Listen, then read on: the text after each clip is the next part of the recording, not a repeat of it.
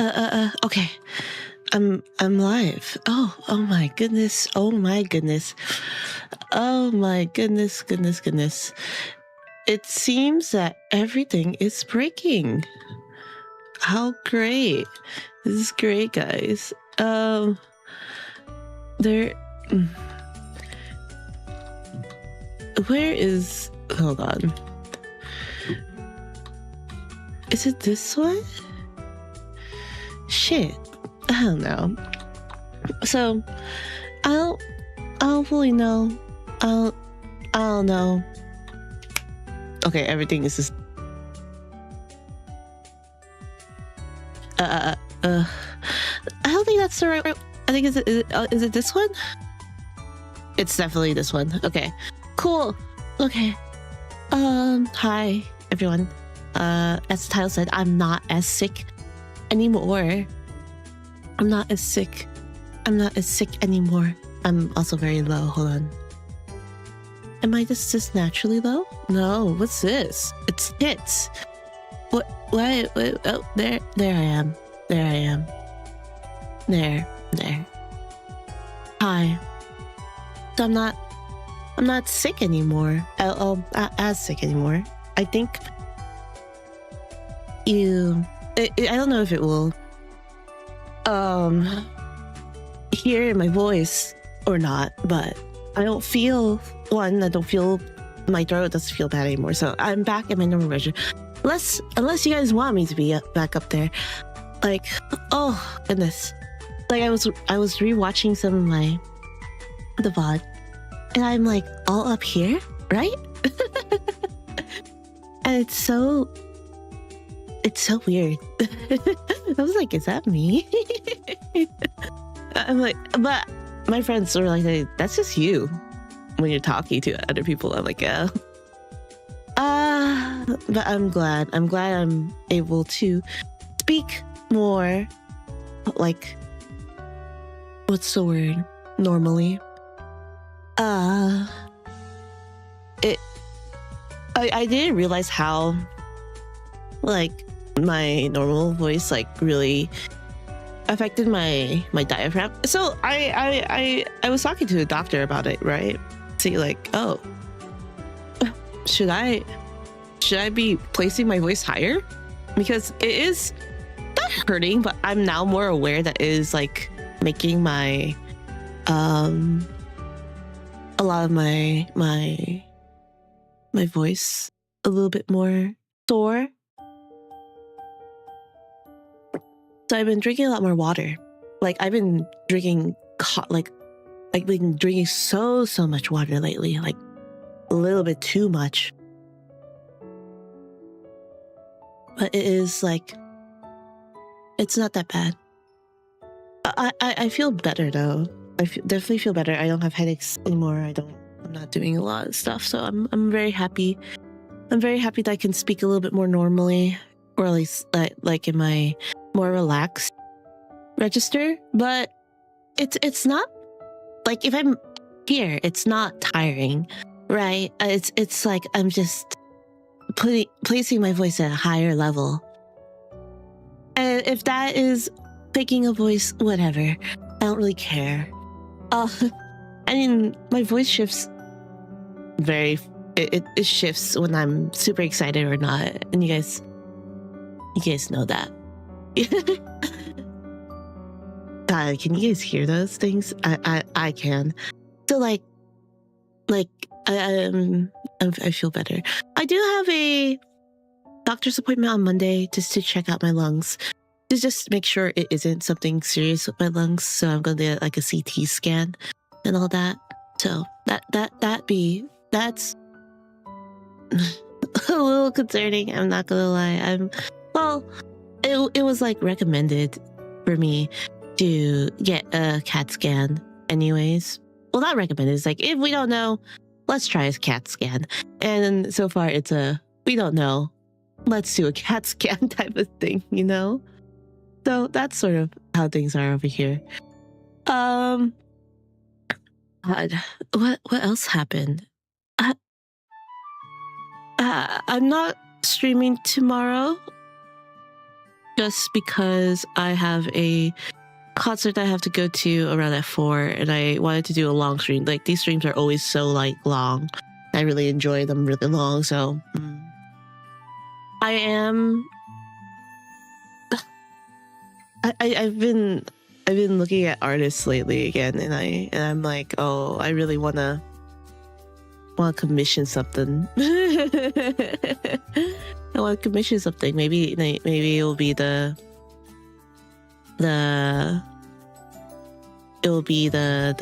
new design that I'm thinking about.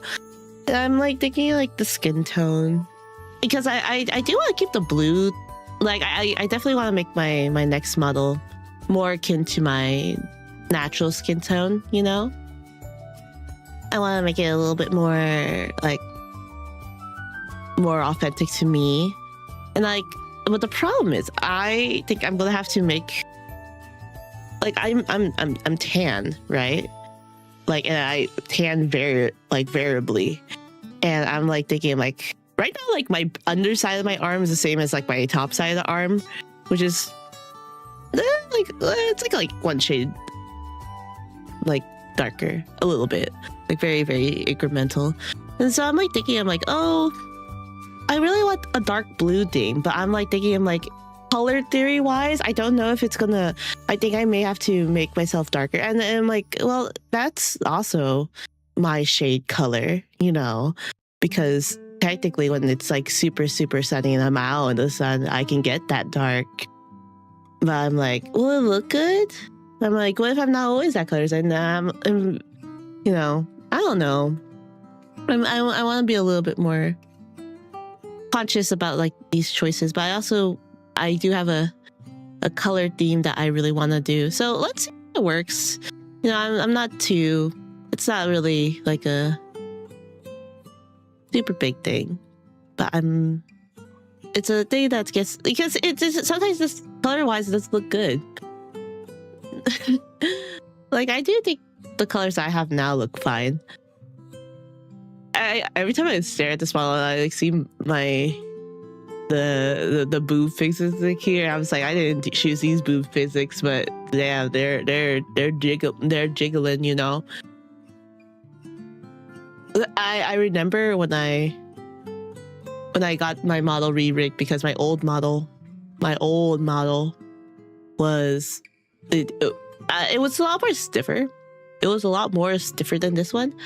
But I think the boobs were a little bit adhesive. But I just think boob physics in general on live 2Ds are just really funny. And I'm just like watching the boob physics on this one. I was like, huh, you know, interesting. Is that how boobs move? I can't be sure now. Well, those are questions for me later. I love this model still though. It's been my model for like now 2-3 years. Things have changed so much. I'm really happy though. But let's get to the gameplay. Oh god. Oh fuck, it's so fucking loud. Hold on, awesome. Let me put my OBS so I could read chat. Why is this so loud? Is it normally this loud? Okay. Well, Herschel, good for you. Where were we? What were we doing? Excuse me. I've been so tired lately. I've been resting up as much as I can. Wow, Herschel, you look fucked up.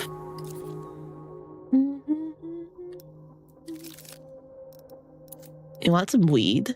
It probably will help.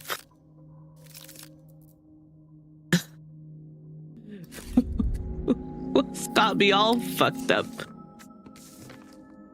Ramsey is raised for recruitment. Oh yes, we recruited Ramses. He's got years worth of drug supply now. Amazing. Oh, look at our gun. That's really cool. Wolves. Deer. I'm not sure what's trying to paint me, but It's really cool. Make a deal with transnational capital. According to Lizard, the pretty works best on catatonic simpletons. I'm not going to do that. I am actively choosing not to do that. That could be its own thing. I am not doing that. Figure out what Temple was really doing with the imprinting device. You're just missing something. You just need to assemble the laid pieces in front of you. That sort of seems like a later thing. Yes, I should probably remove those squatters. But it also seems that it's sort of the end of the day. Where's the payphone? Here?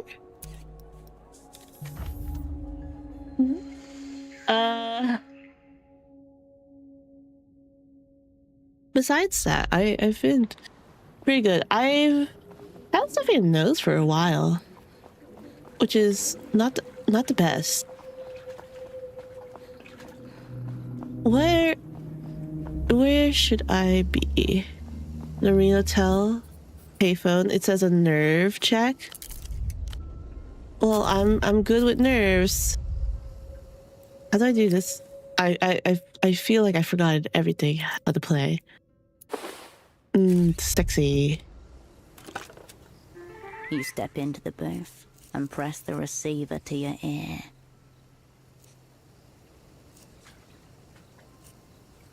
I don't know. Well, but...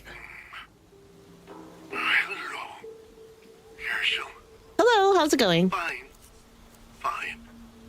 Just now, I'm thinking about eating a roast goose. Sounds delicious. Doesn't it? Yeah. When true freedom is impossible, the difference between theory and practice is very small. I can practically taste your perfectly rendered fat. It melts in my mouth. Ah. Human beings live on horror. It all goes back to eating meat. The moment you make your enemy into an animal, he may be killed and eaten without guilt. You're a vegetarian? Herschel? I never felt guilty about devouring my enemies. I don't eat meat. Who are your enemies? Who are your enemies? If I must rank them, the whipping eye, who persecute me, Yeah. followed by my jailers with their tedious questions and bogus offers, Yeah, and Emter. somewhere below them, your old friend Tempo del Sur, without whom I wouldn't be here. To be fair, he did get you papers. I would be... But then, I don't expect you cold just to hear an old man complain about his foes. I so... have a favor to ask. If you would do me the kindness. What's the favor? Are you outside just now?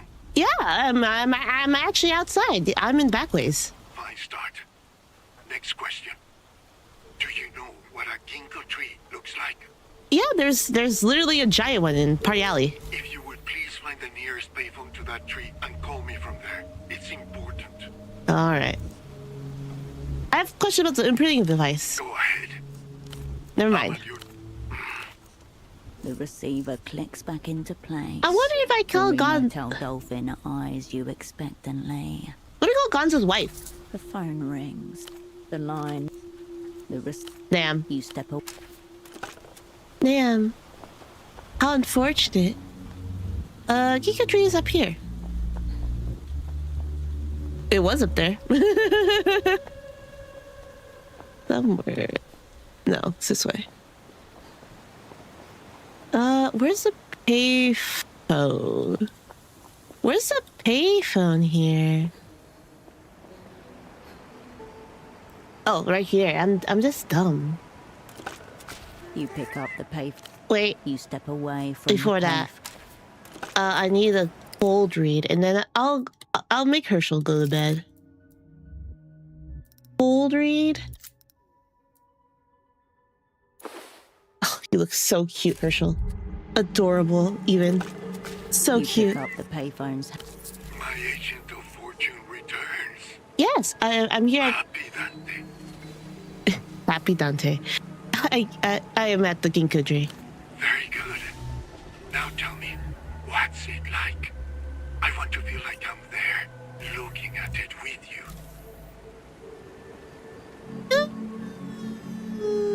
I'm not really one for descriptions. I've been in these timeless books for days.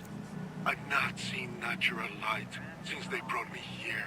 I've not felt a breeze on my cheek either. I'm not paying. Disappointing. But tell me this at least. Does it still have its leaves? The leaves still are there, yeah. Good. That's I should have done it, but I don't want to disappoint him. Thank you for letting me know. I was afraid I would miss them falling this year. Hold on. Don't forget me. The I'm not. receiver clicks. You step away. Let's go to bed and oh. Why did it do that? What did it press? Is it tab? My hand's not on the receiver. Well, let's. Oops. I don't know why I just did. Not here. Here? Yeah. Let's go here. Oh my. Where do we go? Back to bed. It is 22 o'clock. Which is actually like when I would go to bed too, so. Hey! Oh, Prince, a handsome man wearing very odd headphones left this for you. Oh! Did he say anything? He said some very nice things about my shop, but nothing revealing, if that's what you mean. Thanks. I didn't know that was your type of thing, Cascade. The little Lusian witch parade. What do you mean? Ultravioletta, the postcard. I have no control what that reprobate sends to me. Oh, I'm sure a dashing man like that doesn't partake in those glittering halls. Damn, girl. Constance, you can't say that. I'll be here if you... You can't just call her a glittering whore. Hot dang. Okay, what did he send me? The postcard doubles as a fan club application form. If you fill it out and post it, you can become a card-carrying ultra. Interesting. Inspect. Ultravioletta gazes out at you from the postcard, draped in a half-length cape and decked with shimmerings. She's pretty cool. A pair of pilot goggles hangs around her neck. She looks really She cool. offers a V-shaped salute with her right hand. And that's why the girl V-shapes. Fresh and unreadable, as if you caught her on the fringes of a dream. Why was it so fast? She's always doing that gaze thing. Sad people often become mired in prolonged gaze. Ultra's fly formation reads the electric text beneath her. It seems she wants you to join her fan club. So if I send this back, I could join her club? Don't forget the membership fee, There's a membership fee? which the Operant Bureau will definitely not approve as a professional expense. I'll spin it, bleed in it, then send it back. So I too could fly formation. Another reactionary scam. The annual fee is certainly significant, but you do get a free key ring featuring the image of Ultravioletta herself. But she's kidnapped, possibly dead. Are we talking plastic or metal? It appears to be metal, featuring vibrant enamel layering. Turn the postcard over. On the back is a handwritten note to a fellow fan, fogged mirror, upstairs. Man, MTR saying this weird headphone man as a representative? He must be higher up in the organization than you thought. God damn it. Do not forget, this headphone man shot you. Yeah, I should apologize for aggressively rooting for his slot. He didn't check... I didn't check this postcard for trace poison. Foolish. I forget nothing, especially attempts on my life. Maybe he wants to make amends for this moment of transgression. That's dumb. Scores carved upon the headboard of your professional life. Damn it. Either way, it appears transnational capital has come to the table. Will you take your seat across from him? I have a lot of things that I need to do. Slip it back inside your pocket. Well, that's cool, I guess. Maybe I'll make a save and see what the imprinting does, but I don't know if I should imprint myself on our dear The bed Pseudopod. welcomes you for a soft slumber. Relax, Herschel. You need it. The stillness of the room quietens your mind as you settle down. How's the pressure? How's it feel? How's not feeling delirious and no longer feeling fatigue? That's good. You're feeling good? No more, you're not stoned anymore. And you lost a relation violation. Amazing.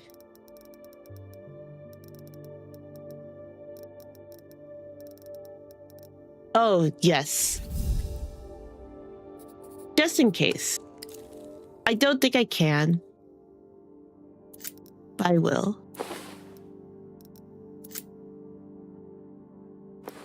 Just in case. Hopefully, I can call Dante. Literally, it was like, if anyone's seen her, please contact us. However, let's go back to. Oh, I don't think it'll work, but I'm gonna do it anyways.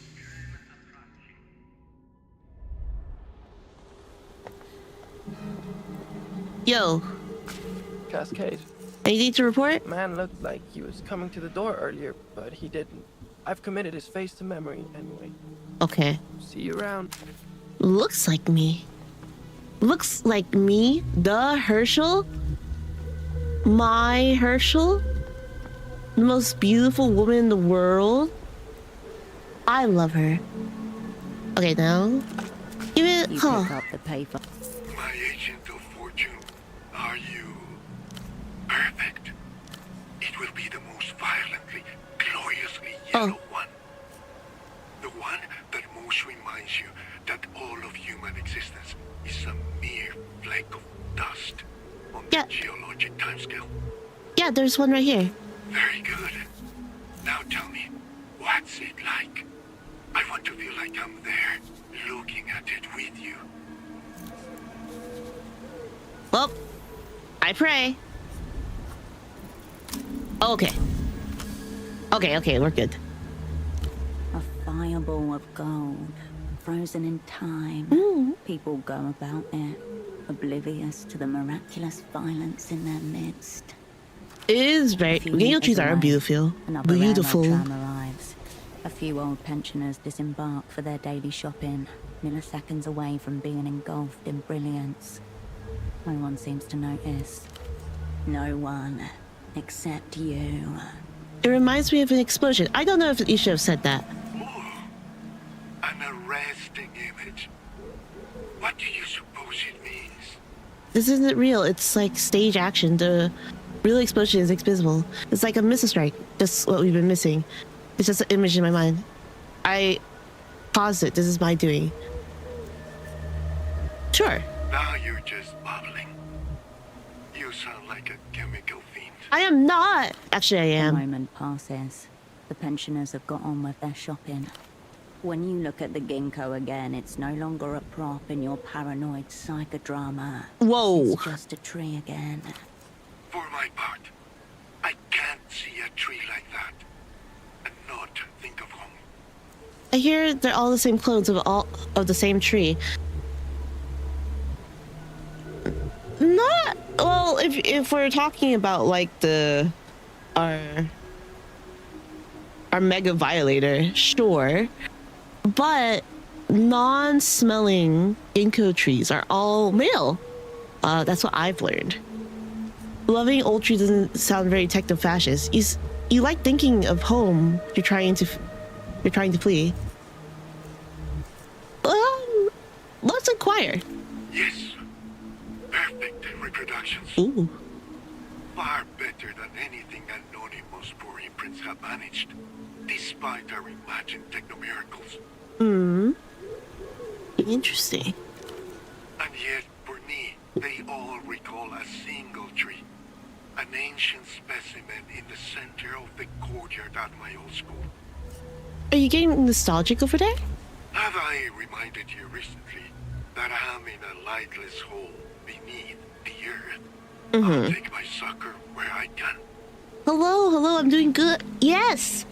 Hi, Deity Closer. Yes, I am doing good. I am not as sick, or at least my throat does not hurt as much anymore. I am drinking a lot of water. I have not coughed blood. Hello, Pasta. Hello. I have not been coughing blood anymore, at least since last time we all spoke together. I am constantly drinking water. I do have another doctor's appointment on Monday. It feels like I'm just coughing, like just clearing my throat often, but overall, I'm doing good. It doesn't hurt, so I'm back to my normal register, but I'm just like sort of painfully aware that my natural register of now, like sort of irritates my vocal cords, and so I should probably see something about that. Maybe, I don't know, possibly, who knows? But yeah, I'm feeling so much better. I haven't coughed. I'm constantly humidifying my room. It's like it's very, it's something. So yes, I'm feeling a lot better. But for some reason, so I didn't get sleep last night, like, at all. So I'm on like, Nani? What? I didn't get sleep last night. It's good to see you, Pasta. I missed you. Happy to hear. Do you get any caramel cough syrup? Caramel cough syrup? There's caramel cough syrup? That sounds delicious. But I did not. I took antibiotics for a bit and then sort of self-regulated myself. It's so good. That sounds so good. That what else? But I didn't sleep last night, so I'm a little tired. A little is it's a strong word. And you wanna know why? So there's this K-pop group, or like a Western American group that was built from a K-pop company called Cat's Eye. And I don't really listen to their songs like my friends do. They're okay. I it's not my flavor of music. Very like electro, like hyper pop. I'm not really into that. That's coming from someone who used to listen to Vocaloid. They released this called I think it's called Tutti Frutti. I think it's called Tutti Frutti or something like that. It's something along the lines. And I don't like it, just for preference. But that's just me. It's nothing wrong with the song. They can do whatever they want. I know a lot of people love their songs. I just personally didn't like this song. There's a lot of other songs that I'm okay with from their discography. But I didn't personally like the song, but I think their chorus / like the catch of their song like earwormed its way into my brain, and no matter what I did, I closed my eyes and I just hear it like a loud bass in my ear, and I'm like, damn, I'm not sleeping tonight. So I usually go to bed at like 10:30 p.m, you know, like 10:30, and I stayed up until like 5 a.m, you know. So what I did to at least give myself some sleep, because I am diagnosed with ADHD, I had some Adderall. And Adderall really quiets the mind. So I literally took it so I can get an hour of sleep. I'm not well, I take it twice a day, so I'm not on it now. At least it should have, like, I think it's Half-Life or whatever it is. I'm sorry, I rubbed my eye. I'm ready to go eye. So now my brain is fired up. My synapses have grown, I think. But I'm okay. I'm overall okay. I'll probably sleep quite early today. And tomorrow I have a concert, so I really do need to go to bed. Somewhat. So, unfortunately. I want to do a long stream tomorrow, but I was like, I can't do a long stream because I have to leave. And I'm like, damn. Maybe I'll do early? Maybe. I don't know. Let's see how I feel. I'm probably going to sleep for a long time tomorrow. And it's just... Damn, I don't have anything, but I can't stay still. Sleeping without sounds is boring. Is ADHD, like, really annoying for you? I wouldn't... I don't know. I don't think it really bothers me because I was undiagnosed for a while. And then I sort of got into grad school where I noticed that, like, oh... It's a little bit... I'm a little bit struggling, a little bit. When I went to my therapist, you know, I didn't, like, automatically think, oh, I have ADHD, you know? That's not the conclusion I was thinking. And I was, like, telling her, like, oh, I feel, like, really distracted lately. Maybe I should, like, get some caffeine. But the caffeine makes me tired. Like, I would drink, like, a Red Bull, and I was like, wow, I'm so tired, you know? Oh. Yes. Yeah. And me saying I'm tired makes me make me actually long. So I like said I just can't handle caffeine. There were other things like I'm very like distracted. I would go on to I think I go off tangents like super easily. There's phases where I hyperfixate on things and I will drop them later. You know, she just like she's been my therapist and she was like she never asked anything about it before. And I was like telling her oh yeah, I'm struggling a little bit. And she was like, oh, why? It's like, I feel distracted. And she's like, oh, you know, like, tell me more about it. It's like, oh, I can't really focus what I'm reading on. I don't know if it's just because I'm being lazy or not. And then, and she went through, like, this, she started asking me questions. And she was like, have you ever noticed that, you know, volume control? And I'm like, what do you mean by that? It's like, you know, sometimes you can get loud when you're excited. And I'm like, isn't that normal? And she's like, no, not really. There was like so many other things. What was it? The hyperfixations. There were like feeling distracted, like the weird motivation stuff. Like I sometimes I feel like I can't motivate myself to finish something. Like there were like those, and she was like, have you went to a psychiatrist? And I'm like, no, I haven't. And she was like, let me refer you. And I'm like, okay, because you know these are sort of like signs of like ADHD. And I'm like, are you saying that I might have it? I was like, I'm not a psychiatrist. And so I'm like, okay. And then the psychiatrist ran some tests. Those are like they asked for at least Americans. I don't know if it's like that anywhere else. I had to like they went through my old passports. They asked me a lot of questions about my old personal life. They talked to my parents. Well, my parent. What else did they do? My old report cards. And she's like, were you well performing at school? I'm like, no. Surprising, you know? I don't know what happened after a while. I like locked in and I was like, oh yeah, degree easy.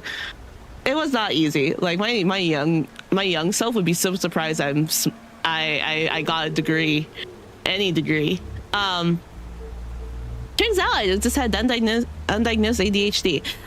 And to be fair, I use the Adderall in a way that you should not use. I do not like I do not advocate for doing this at all.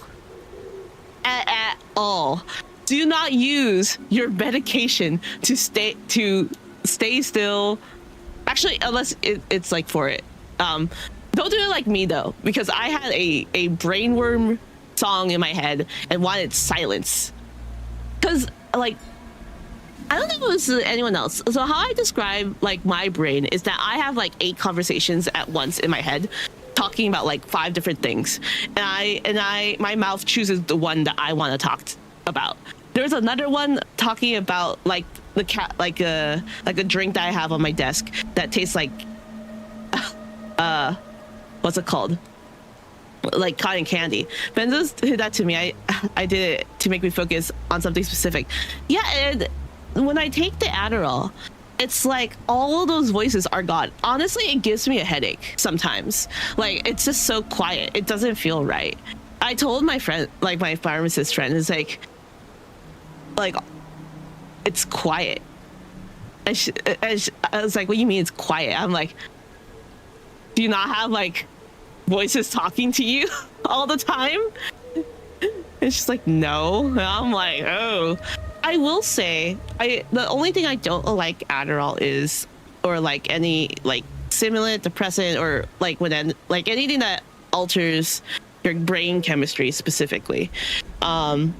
Like I used to draw quite a bit, and since taking them, I like it feels like I can't really be as creative, if you know what I mean. Like I feel like there's nothing. Like there was also like I do a thing called maladaptive daydream. That's apparently a thing, you know, where I could just lay in bed and I think of a scenario in my head, and I'm like, wow, it's like a movie, you know. It's also sort of like messes me up because I can't really pay attention during movies because I'm thinking about like 5 other things during the movie, or like 5 different things that I saw from like the scene like 10 minutes ago. It's sort of, I wouldn't say it's like a blocker in any way, in any sort of way. But I do see that it can be a little bit annoying, at least for me. I know there's like some people who's like it actually like debilitates them. I am just distracted all the time, and I don't particularly like using my Adderall at all. Like like there's some months that I will go without, and they told me it's as needed because it hasn't really debilitated me. But I do take it when I have like a lot of workload because I do need to finish these things. So yeah, that's like my experience of like taking Adderall. I don't know if I love it. I don't know if I hate it. Does it work? Definitely. Like I'm able to focus on things. I'm able to complete things on like a more respectable time frame. I mean, I complete things on a time frame. I just panic and work. So it's weird. It's weird. I don't know. But yes, I don't recommend doing that for sleep. It's not good, not healthy. It's not as prescribed. Use it as written and ask your pharmacist or doctor. Those are my disclaimers, and those are my do not take drugs irresponsibly. Because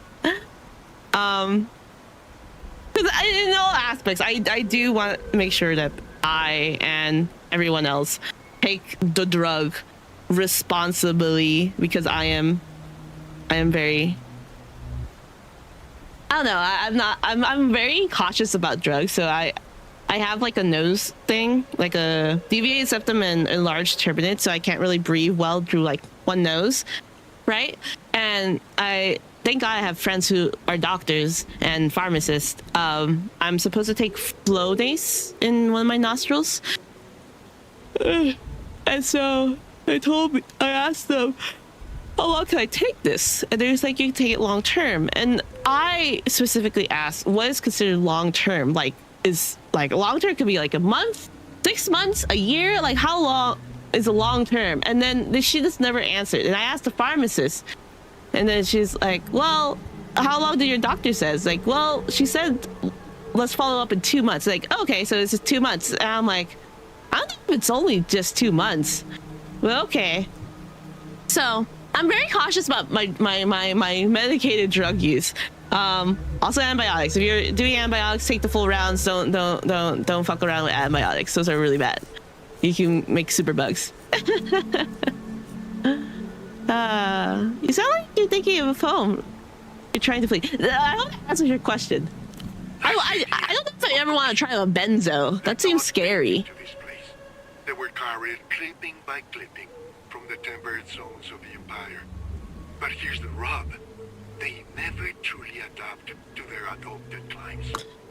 Oh, they did it? Like you, the eternal stranger.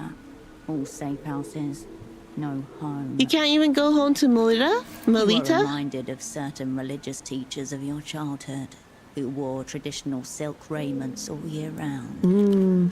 The result is that all Lucian ginkgos, wherever they are in the world, lose their leaves at precisely the same time every year. That's actually quite beautiful. What's more, they lose them in I'm glad you're cautious with all of that. I presume a lot of people abuse ADHD meds, so it takes a lot of self-control. All glory, and by evening they'll be naked, a brilliant gown strewn about their feet. That sounds pretty. I'm just so scared of drugs because I don't know, maybe like the American drug indoctrination that like I guess it really did like effed me up, like like it actually worked on someone, you know? Sorry, I'm drinking a lot of water. I know, annoying, but my throat needs it. I promise. Or my lung, who knows? Hi, Zinapla. We're talking about me and taking my drugs. Because I'm cautious about using my ADHD drugs, but I used it last night in an inappropriate manner in which I had a brain worm because I haven't slept. I slept for an hour, but I haven't slept. And to get that musical brain roar out, I took my ADHD drug, and then my brain was silent, so I slept for a nice hour. Yeah, when I think of like American like drug propaganda or like anti-propaganda, was that what it's called? I don't know. Like there were ads for everything. There was one for drinking and driving, I believe, where I don't know if it was American or something or another place else, but there was like a motorcycle. Someone was driving a motorcycle and they apparently was, I think it was under the influence, and they skidded themselves because they were wibble wobbling, and that like really messed me up a lot. There was of course the cigarette one where a person with a hole in their throat came to our school and she talked to us. That messed me up a lot. I don't think I've never seen any of marijuana. Am I interested to try like doing like smoking marijuana? I just think I know, I don't think I'm really interested. Have I tried the edible? Yes. Was not great. Like not great. I feel like I just have to like. So I guess it didn't really work on me, did it? But I do get worried about like the ADHD is just a amphetamine content. Exactly. I do get worried though that I may become dependent on ADHD. I know a few people that are a little bit dependent on their ADHD drugs, and I don't know if it's that they need to be or not, or what. And so I always ask like my friend, I'm like, hey, I want to make sure I'm not gonna be like addicted. Like I was really scared. I don't know if I ever said it. So I was asking my psychiatrist, right? Like I was like, I'm not feeling it. I'm not feeling it at like when you first try it, you're like, wow, I feel it. And then I was like, oh, I don't really feel it as much. And then I know one of the French ads is a cigarette in a guy's zipper, and two teens act like they've been forced to act like they're doing bad things, let's say. Ooh. So I was so embarrassed asking them to up my prescription. And the guy was like, you shouldn't feel bad about asking. I'm like, I don't want you to think I'm like a ADHD head. Apparently, like Adderall is very hard to get. It's like extremely hard to get because there's a shortage. Do I know why? Not fully. I think there's like a material shortage for Adderall. But I'm just like, damn. So I was like, okay. But yeah, I asked my friends, like, they're like, oh, don't worry. If you shouldn't worry about asking for a little up. You're not even at a high dose. I'm like, thank you. I don't want to be addicted. And so there was some months. Adderall's being abused big time for performance enhancements. It's probably why. Yeah, like, it works. At least my dosage at right now, it works for me. And I don't want to go up. I don't want to go up. I don't want to go down because it makes me feel weird. It makes me feel really weird. I feel less like me. I feel normal. It's so weird. I don't love it, but I'll take it when needed. That's what I tell them. But because of that, I have a little bit too much, and now I'm like, ooh, and so I ask my pharmacy friends, like, where can I dispose of it? And so I go dispose of it. And so now I know where. But now I feel bad because I pay for it. But I feel also bad for saying I don't need more. I need to like be okay of saying like, hey, I don't need it anymore, or right now because I have a lot. But it's whatever. God. But yes, that's my Adderall story of today. As I'm fighting to live. An ex-girlfriend of mine had a prescription, always saved and hoarded them to use when she wanted to concentrate real hard. That's what I'm doing when I want to concentrate real hard, because I'm like, oh, if I don't need it, do I need it? I also think I'm like a lot more boring. Maybe I'm like a lot more boring. I'm like, I don't have interesting thoughts. You mean my five talking heads and voices of me aren't, you know, like, they're gone? How could that happen? Also, it's beautiful. It's incomparable. Amazing. One's appreciation for it only deepens the more you understand its significance. It's hard to not hoard things. I think it's for me because, like, my mom grew up poor, and so she used to buy things when it's on sale, right? And so in that aspect, our house became very much like near a hoarder house. Not like the ones on TV, but it's like, man. But I will say, during COVID, amazing. Did not need to go buy anything except food, like perishable food. It's great. There's a show online or like on TLC. I think it was on TLC, called like couponers. Like, she was a couponer, right?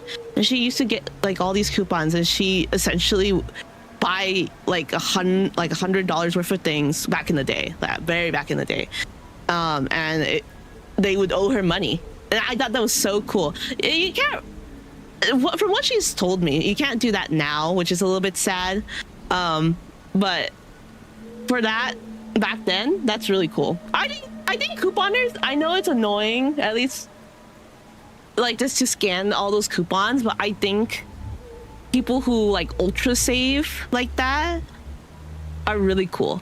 I think, especially now, since everything's really expensive everywhere. Those are like really, really cool aspects. Coupons should be more of a thing. It should be coming back as a thing. In every territory they claimed. Thus, wherever the Empire's light touched, no matter how remote or seemingly inhospitable, there's a reminder of home. In a lot of aspects, last stream I was in chat waiting, but I fell asleep before stream started. Aw, well, it's good, you're asleep. I prefer you be sleeping and napping and having good rest. I want you to rest more. You should always rest more. If you're sleepy, just go to bed, guys. I would prefer you to rest and sleep and be in a warm bed than be like, I'm here, heavily caffeinated today. Caffeine don't work on me. Who knew that was like a sign of ADHD? I just thought I was special. Ain't falling for the big bed propaganda? What are you talking about? The big bed propaganda. I don't know what brands are over there, but I was gonna say like, oh yeah, I'm from Tempur-Pedic. I love my oh my god, I love Tempur-Pedic. Every time I think of like, I don't know how mattress companies stay afloat because I never see anyone in a mattress store, but God, I love some mattresses because they just feel good. And I'm like, wow. So this was a luxury. I do wonder how good a very expensive mattress would feel. Because God, I tried a Tempur-Pedic, which was like the memory foam. Like they're like one of those first people who used the memory foam mattress. Those are so comfortable. My friend has one and I like laid on their bed. And I was like, wow, this is what luxury feels like. I want one for real, for real. If they only didn't cost a lot. But my mom, she's old, so she's like menopause. I want to buy it before I buy a nice bed for myself. I want to buy a nice bed for her, because hot flashes. God, I don't want to age. I do want to age. I do want to age. I want to be older. It feels like graceful to age now, but I don't think I want to reach that menopausal old lady age, because God, I don't want to go through some of that stuff. It sounds painful from what my mom has told me and what my other friends' moms have told me. It's not nice. It's not fun. And I'm like, why do I have to go through that? That sounds gross, disgusting. But what's it called? So I was thinking about buying her a mattress, and the one that I think would be good. My mom is past that crap now, but there's more persistent crap. I know way too much because my mom has no filter. I know, right? There's like so much crap that happens. I'm like, damn it, that's gross, and I have to go through all that. What's it called? So the one that I want to get her, I think it's around $6,000, and I'm like, it's so expensive, but it would help her, and like, I would rather, like, it's those things of like, there's some things that you should invest in, like not like in your means, obviously. I was like thinking like this would be good for your joints, you know, because she complains about her joints. And I asked if she had arthritis, and she was like, no. Or her doctor says no. And I think a mattress, like where you're sleeping, is like one of those few things that you should invest in for yourself, you know? Those are the things, like there's a few things that I would say your bed is one of the things that you should invest more money in. Not a car. I think cars depreciate. What else would I say? Maybe like a good skincare routine that works for you. Skincare routines don't need to be expensive. I got my mom a new mattress recently too, but that's not the kind of price point yet. That's very fair. What's it called?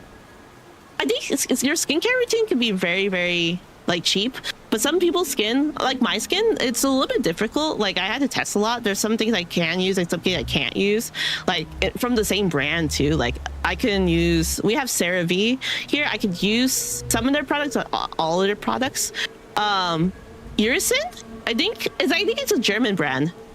Eucerin, I could only use their lotion, like only one specific lotion from them, and a night cream from them, and then everything else sort of breaks me out. Like it's so sad, like those things, because it just helps. I don't know, it's like I like having that. It feels nice, and my skin doesn't feel like it doesn't chip. What else should you invest in? If you're sitting around all day, a good office chair. I will say a good office chair is also a very nice thing, and that's sort of it. That's what I sort of believe for things that you should invest into yourself. Nice bed, or things that you sleep in, so like pillow or bed, because sometimes you don't need a nice like mattress. Sometimes you just need a nice pillow. a skincare routine that works, that doesn't have to be expensive. You just have to test it on your damn skin. Cause oh my god, like there's one time I just bought like a lotion, like a normal lotion, non-scented. I got red. It boiled my skin. It was awful. And I hate it. And sometimes you can't return it. And I'm like, fuck me. What's the last one? A good office chair. Yeah. A good office chair if you sit a lot. If you don't sit a lot, remove that. And that's all. Maybe a blanket. Those are like the few things that I would say. Thank you for indulging a poor man's whims. I was afraid I'd miss the leaves falling this year. Damn. Dante is so cute. Unfortunately. What's the brand in Urisin? What was that? Yeah, I think it's called Urisin. Hold on. I'm pretty sure that's how I say it. You may hear... Okay, RuneScape. Yes. EUCERIN. Yes. I think it's German. Oh, and like Nivea and Urisin, my favorite two brands. Those are CeraVe, Urisin, and Nivea. Those are my 3 favorite brands for my skin because those work on my skin. Any other, like for hair, it has to be Asian brand. I don't know, like I don't know. My body is so weird. It doesn't like some things, like some Asian brand stuff on my skin. Like yeah, Korean and Japanese skincare far exceeds, but a lot. But these 3 like really work on my skin. And La Roche-Posay, but I don't know if La Roche-Posay is actually like from France or they just copy the French names. Is La Roche-Posay? Let me see. Is La Roche-Posay French? Is it actually It is French. It's owned by L'Oreal? Damn. Yeah, okay. Apparently my skin just likes European brands. Yay! We're all together. I do like La Roche-Posay is also like the only facial moisturizer that I use for my skin. So expensive. It's so expensive. Like a small, like what, 20 milliliters, 20 mLs is like $20. And I'm like, fuck me. That's so expensive. It sucks that it works. You see what I mean? Like, oh, you should have the investment of a few things. Those are the investments that I make, which is Urisin is so nice. So I would recommend, especially for their KP line. I went to the city with La Roche in the name. It's near Laurier River, next to the Atlantic, very north of Bordeaux. Ooh. Do I have to go all the way next to the Atlantic? That's far north? Damn, that's crazy. I'm so far. I like Laurier. I can't speak French. Damn. It does sound like L'Oreal, but I'm like, some things just work, you know? Sometimes you're just like, damn, this actually is worth the money. Oh, another moisturizer brand that I would use that's really good, but that one's really, really out of my price point, but it works way too well. It's called Tatcha. Tatcha is really good too, but it just so expensive. It's so expensive. It's like $72. Hard to believe, but it seems the gap is widening, even as we speak. Shh, be quiet, Frederick. This man matches. When are you getting a sponsorship? Never. You have to be beautiful to have a sponsorship like that. Not even like you need to be conventionally attractive. You actually have to be like beautiful to get the sponsorship for them. Like it's like a wow. Also, I think they would probably choose someone like what's the word from their own countries. I am American. This mysterious gap he keeps on but I would recommend those products. Those are my favorite. Is like La Roche-Posay's stuff is like I have their Oh god, it's someone in French. Well, it's called their Double Repair Face Gel Moisturizer. It was really great. I love it. It's my favorite. There's a triple one, but it makes my face looks like I've been soaking it in water, and I don't want that.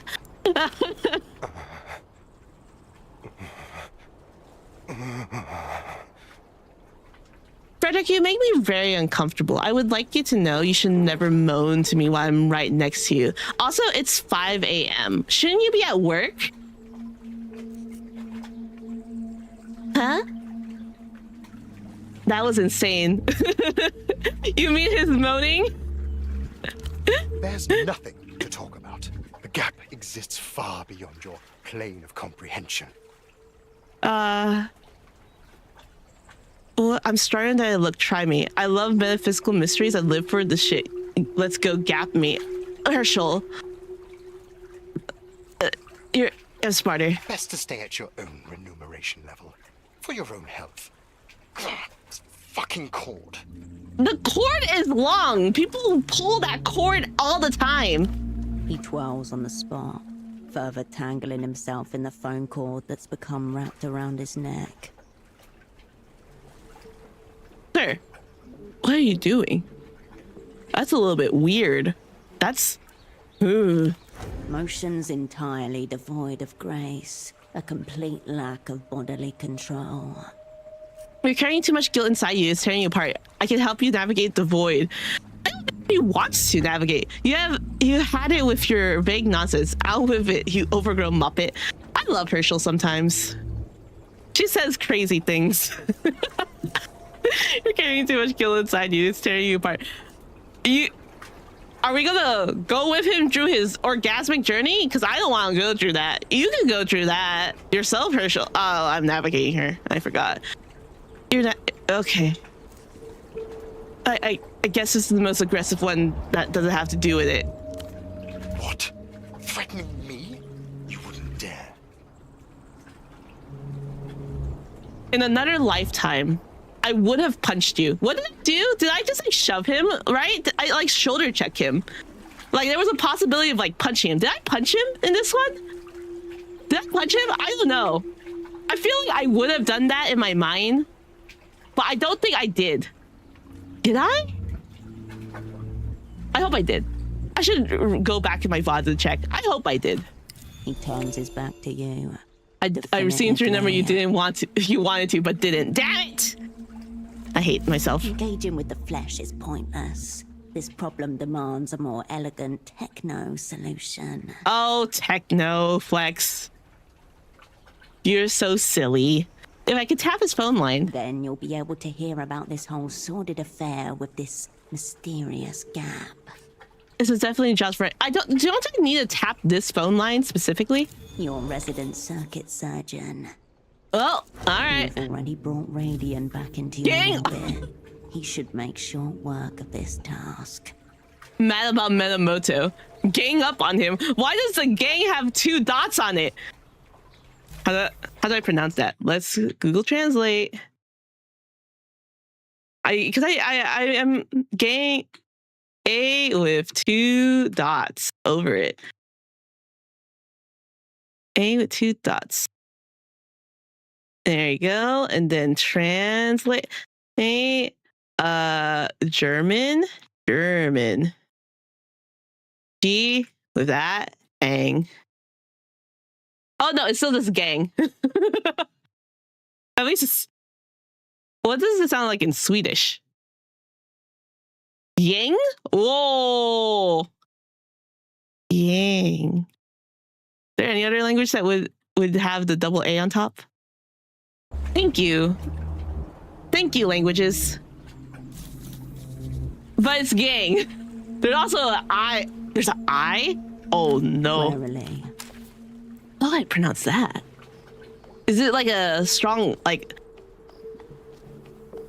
E? Eh? Eh?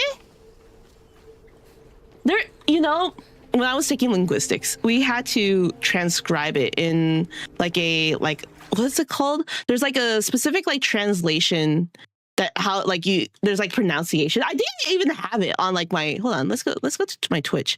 On my Twitch that I pronounce, like the pronunciation of how to pronounce. Oh, look, this sports. I wanted to go see. It means. I'm hearing myself. It meant to show to pronounce it alone. Like you don't like the I. Wait, really? Ooh. Did I put my pronunciation? I think I used to put my pronunciation in my bio, but now I didn't. I feel a little bit bad. I should put my pronunciation in my bio again. It seems like a very kind thing to do. Like I should do that again. That seems fun. Also, there's a little cat. I love little cats. I was supposed to go to Mahjong today, right? Very few people know how to read phonetics. That's very true. Oh yeah, they're called phonetics. I have to do that. So we would have for our lesson in linguistics, which I thought was really cool. So we would have a paragraph, maybe like 5-6 sentences, and we would have to phonetically spell out every single word. It was long, it was tedious, but it was sort of fun. Like I was like, oh, but yes, you're right. Not a lot of people know how to read phonetics. But the people who do, I thought that was really useful. I don't know why did I remove it. I remember I had it. So people were like, how do you pronounce your username? Like Irie, and I have to like. So the background of my username was I liked the first part of iridescent, so it was like iridescent shine, which is the whole thing of iridescent. So Eerie is for the first part of iridescent. That's where we get iridescent from. It was not a smart name. Thinking about it, I'm like, Iridescent Shine was a smart VTuber name? Probably not. It's not very pronounceable for a lot of people, but I like it. And that's all that really matters. So we also are meeting a few people here. So we have Ramses and we have Hirsch. Carolina. You can always share it if you need to. That's true. Now the talk of like, oh, should I new model? Should I rebrand? I don't want to do like a full rebrand. I think the full rebrand is still like one magical girl, because I love magical girls. That's like I love magical girls so much. But I think it's the one. I want a model that represents my age a little bit more. Like this model is very cute. It's very, very cute. I want one that reflects my age, a little mature, not like big booby mature, but like older, I guess. Like older. I am old woman now. I say old woman, but we sort of are like, well, you're not that old, but someone not in her early 20s anymore. And I was like thinking, I'm like, I don't want to like change my name too much. I don't want to change my name to like crazy. And I was like thinking maybe I should just keep the first part, but something more like similar. And I was like, Iridessa? And I'm like, that sounds so old. I feel like it's like, at least in America, like the feeling of old names. I don't know, like in America we have like Gertrude. You don't hear people with Gertrude anymore. I don't know what like old names would be like in other countries, but like obviously it would be named Gertrude. And I'm like, oh, should I just keep Iridessa? I don't know why I care about the branding. Gertrude is super old in German too. Yeah, see, no one names Gertrude. Like these names die off. I'm like, damn, crazy. See you. Oh, Carolina. Like, what? Gertrude is super old in France too. Ah, I see. It's cross-continental. There's like things like, and I was like thinking like, I want to keep Eerie, because it's Dessa. It sounds old in general. Yeah, Dessa sounds very old. And so I'm like, looked it up. It's from Old German. Really? Oh, so now you're like, I'm like throwing names at the wall, and I'm like, these sounds all suck. And so I'm just like,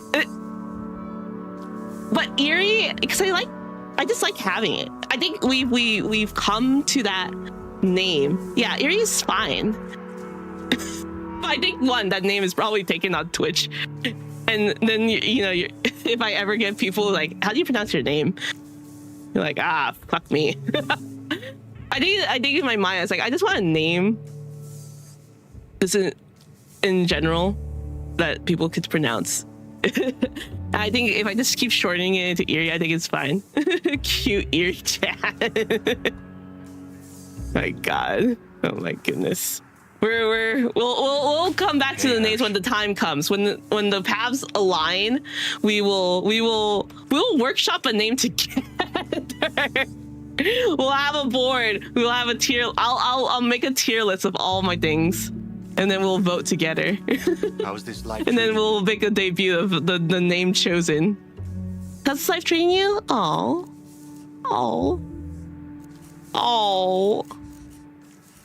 Yeah, still crushed under the weight of my own guilt. Is this the do I have to choose this and I have to be a victim? I'll get the violation. What's my violations? Hold on. Let's read the violations. Conditioning. So I can't be unkind to animals, which I never am. I don't think I ever am unkind to animals. Violation, getting shot. I'm not gonna get shot again. But the fact that that is a violation sort of fucks me up a little bit. Exerting in relations +1. Pulling faces to... I can't cover my face, which is fine. Fine, I don't need to cover my face. Repress when repressing memories of the crew. I love this one. Because I would never repress those memories. Whether failing red checks. Very fair. This one I can live with because I think of myself as a failure when I lose red checks. So choosing hardcore options.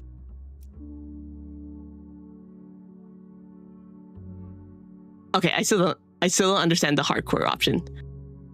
Okay, a kitten worth worth of knives in your back, a chicken-sized bone from the universe. It's not really supposed to be this hard, is it?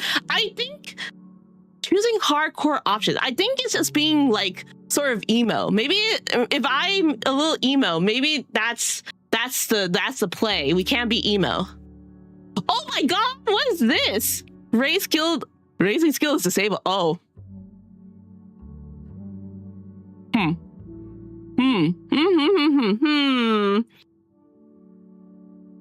+1 to everything. That's actually pretty good.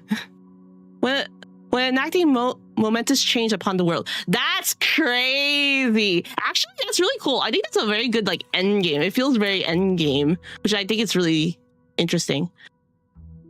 I was reading up about like some socialist theory again. And then because I was at like our DSA, like the Democratic Socialists, for it's called prom. It was Y2K prom because they wanted to raise funds, which is fun. You know, joy is like very revolutionary. In my thought, joy is very revolutionary in my head. And so there was a group of like very like stronger like communists, which I'm very cool with, as I would say somewhat like Marxist, or at least along the lines of a leftist theorist. And they were like saying like, oh, you know, we don't like really social democrats. And I'm like, ooh, like why?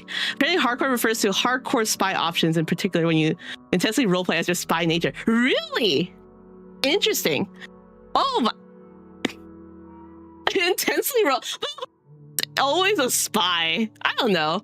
It's so silly. That's really silly. But I was talking to them and they were telling me they don't really like them as a socialist, and I'm like, oh, then why are you here? But not like why are you here then? It's like why are you here? You know, like that's where tone always gets you. You know, like when we choose certain options with Herschel, it's like the tone can like fuck you up. So it's like, oh, why are you here at the DSA thing? It's like, oh, at the end of the day, like having unity is still better than like being fractured, which is very, very, very fair. And also they're very much more like, oh, they don't believe that I don't want to mince their words, so I'm gonna try to paraphrase it as much as like as much as they can, because it was long, because they're very, very smart. I will say I love talking to leftists, and even though I don't fully agree with a lot of leftist like literature, because I in my personal sense I don't fully like align with those thoughts. They would say that social reforms won't bring like socialism, which I would say in some aspects I would agree. In some aspects I don't. I do, in my heart of hearts, would say that long-term change may eventually bring out a socialism. But I also do think like sometimes like people can be stuck forever in these systems, and sometimes it does bring change. I think my big aspect is like I do believe revolution is violent. Change is violent. And I think I said this before. Like one of my biggest like animes out there was Soseki no Kuni, the Land of Lustrious, and one of the big parts of it was that change within yourself is violent. It can be violent, and I do think that's like a very big thing too. I think revolution can come without violence, but that is also idealistic thinking. But I also do think that we can't have a revolution if you don't have a lot of people on your side. Weird. I'm very not. I will say, I as much as I speak of like a lot of leftist, I guess, like readings and like anti-fascist readings, or I don't think I'm always as well read as I can be, and that's always like, that's a fault of me. And I interpret things how I would want to interpret, and I always will be a proponent of like, you can read a text and everyone interprets it different, and that's how you branch out to many theories, which and everyone has different opinions of how things can go, and I think that's perfectly fine. It just makes no sense to me of like, I don't want to hurt. I don't want anyone to hurt. In my grandest of eyes is like, I don't want anyone marginalized, children, elderly, homeless, to get hurt. And in many aspects, some revolutions can come peacefully and some cannot. It's conditions, conditions. I like talking about them to like, I think I would call like more well-read people. It exposes you to different ideas. It changes your thought processes a lot. You could always disagree, and I like this respectful discussions where you can still agree and disagree on a lot of things. I think that's what makes it a lot more kinder, and you can open your minds and you can change perspectives at that. It's very hard. But then you have like places of where people come with, in bad faith. And whenever you guys ask me questions, I always will take it in good faith. I will never like if you ask me something and you don't agree with me, I will always take it in good faith, and I will never be like, you're just wrong. That's not productive. I don't want to ever shut you down. Like that's like, I was telling my friends, I'm like, I don't, because they're a little bit more, I guess, like, what's the word?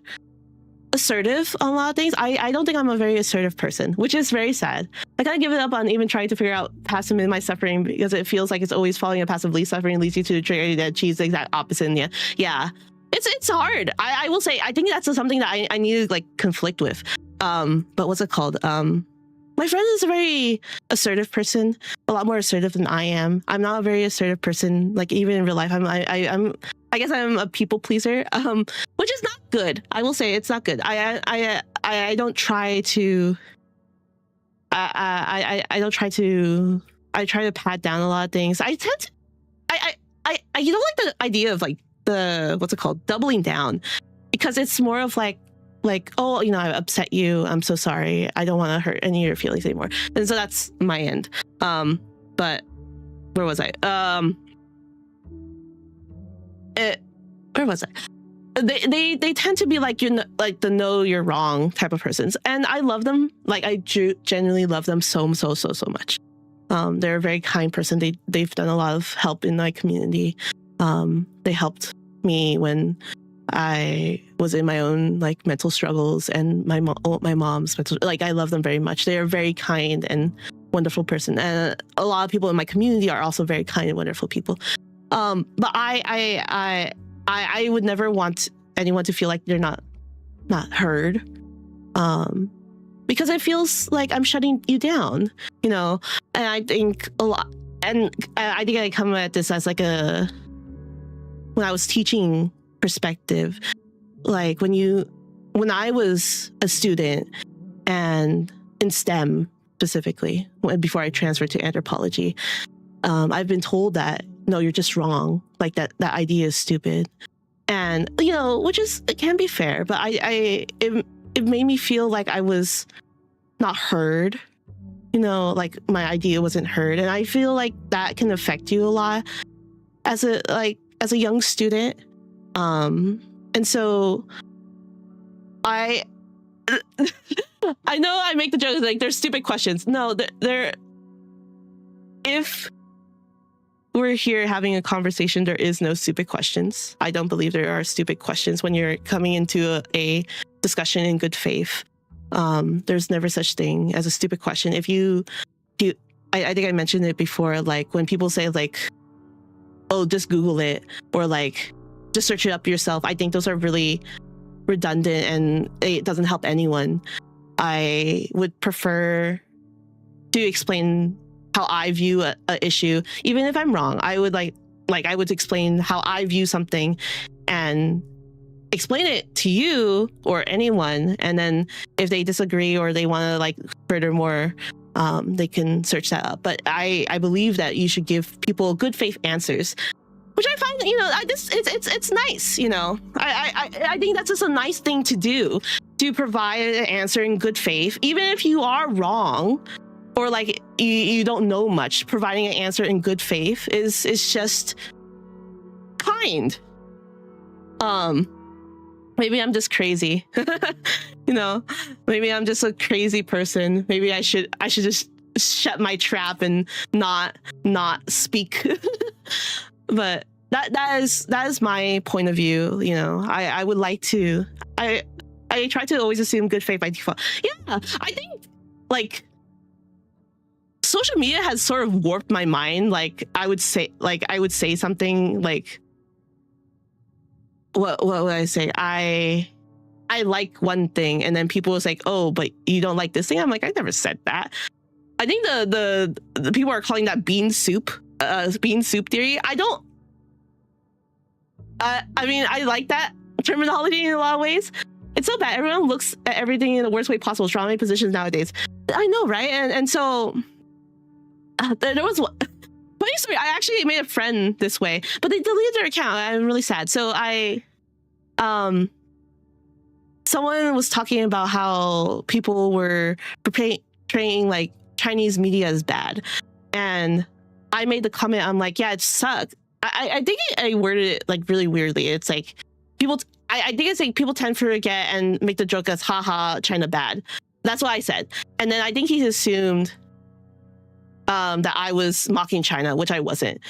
And so I like apologized. I'm like, oh, I'm sorry. I think, you know, I think it's sort of like a not online thing anymore. I think that's a sort of like this a me thing. I was like, oh, I'm sorry. I think we miscommunicated. I wasn't trying to apply blah, blah, blah. You know, I was over explaining myself, saying that that's not what I was trying to apply.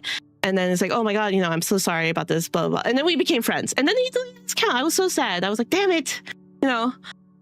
Like they were really nice to talk to, but yes. Also, apologizing is not bad. I don't like when people saying you're doubling down. I think people can apologize.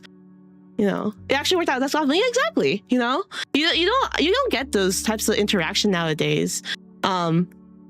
I don't really like when people saying like a person's doubling down. I think if you don't know that if you're wrong and someone explains to you like why you're wrong and you say you're sorry, you're not doubling down. And you try to explain this is where my perspective is coming from. I don't think you're doubling down. I think you're trying to explain this is you're sorry and this is where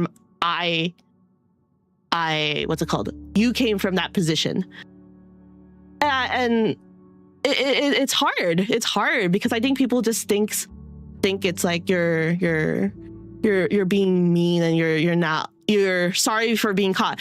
And I do generally believe that people don't know why they're wrong until they're explained why they're wrong. And that's normal, you know?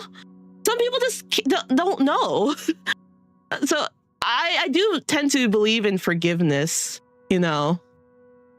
When tensions are high and when feelings are high, it's hard to see it, but I do believe that you can apologize and explain your position and say that you will rethink this through and be true.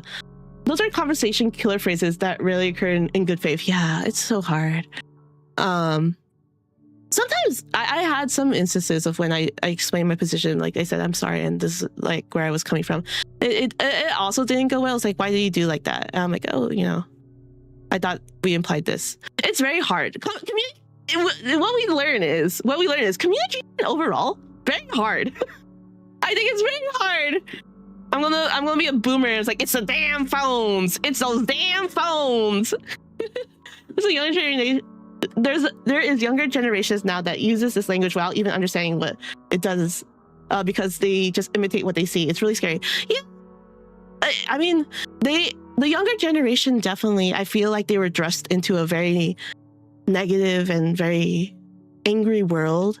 They were quickly assimilated on the internet. I think when we were, you know, assuming that we're near the same age bracket range, when we were younger, we communicated more via words, and also I guess we treated the internet as if we were talking during the Cretaceous period. Yeah, I'm that old.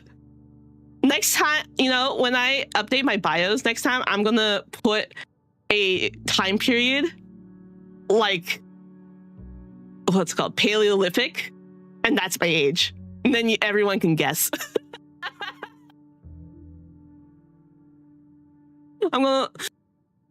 We used to talk as if we're talking, you know, in real life. And, you know, there was the conversation of like, oh, you know, you can't understand tone. You can't understand tone through text, and which is very true. And then we invented emojis, which I think does help, you know, convey. There's so many nuances in conversation. I love it in a lot of ways, but I'm also not the best at conversation. You know, you have to practice it. It's a very conversation is a skill. What we learn is conversation is a skill, and it's harder, and it's very, very good. And I think here as well, like in our CRPG, right? I have a way of saying a thing in these text dialogues, and then we have to point out, is that how Herschel will say it? And I don't know. And I can get Herschel. I think Herschel is like very sarcastic. She's very playful in a lot of ways. She can be very mean in a lot of things. She can be very blunt. She's very, which I love about her. She's very much that character of her. But I am a different character. I'm trying to play Herschel as me, which I don't think I should be, or like I should be. But I also have to keep in mind that Herschel is not me, and Herschel has her own goals and feelings and how she interacts with people, and she has these pre-established relationships that we, you know, I think with Carolina, she's a lot more gentle. She, you know, I love her. She is so, I want to kiss her and tell her everything's okay. With Ramsey, she, you know, she is, I guess like a little bit more playful with it. Same with the guy with the glasses. With Estok, she's a lot more like, you're a cunt. Sorry, I didn't know. It's sort of, it's slur day, I guess. But I think there's still some like kindness in there. Like, but you could sort of tell there's like that weird wall of like anger. And so I navigate these situations with Herschel too, and I think those are really interesting. Yeah. See, guys, my ADHD just made me ramble on for like hours. How's life treating you? Never mind me. How are you? Let's see that pulse. How are you? Yeah, how are you? Still adjusting to the frequency, you know?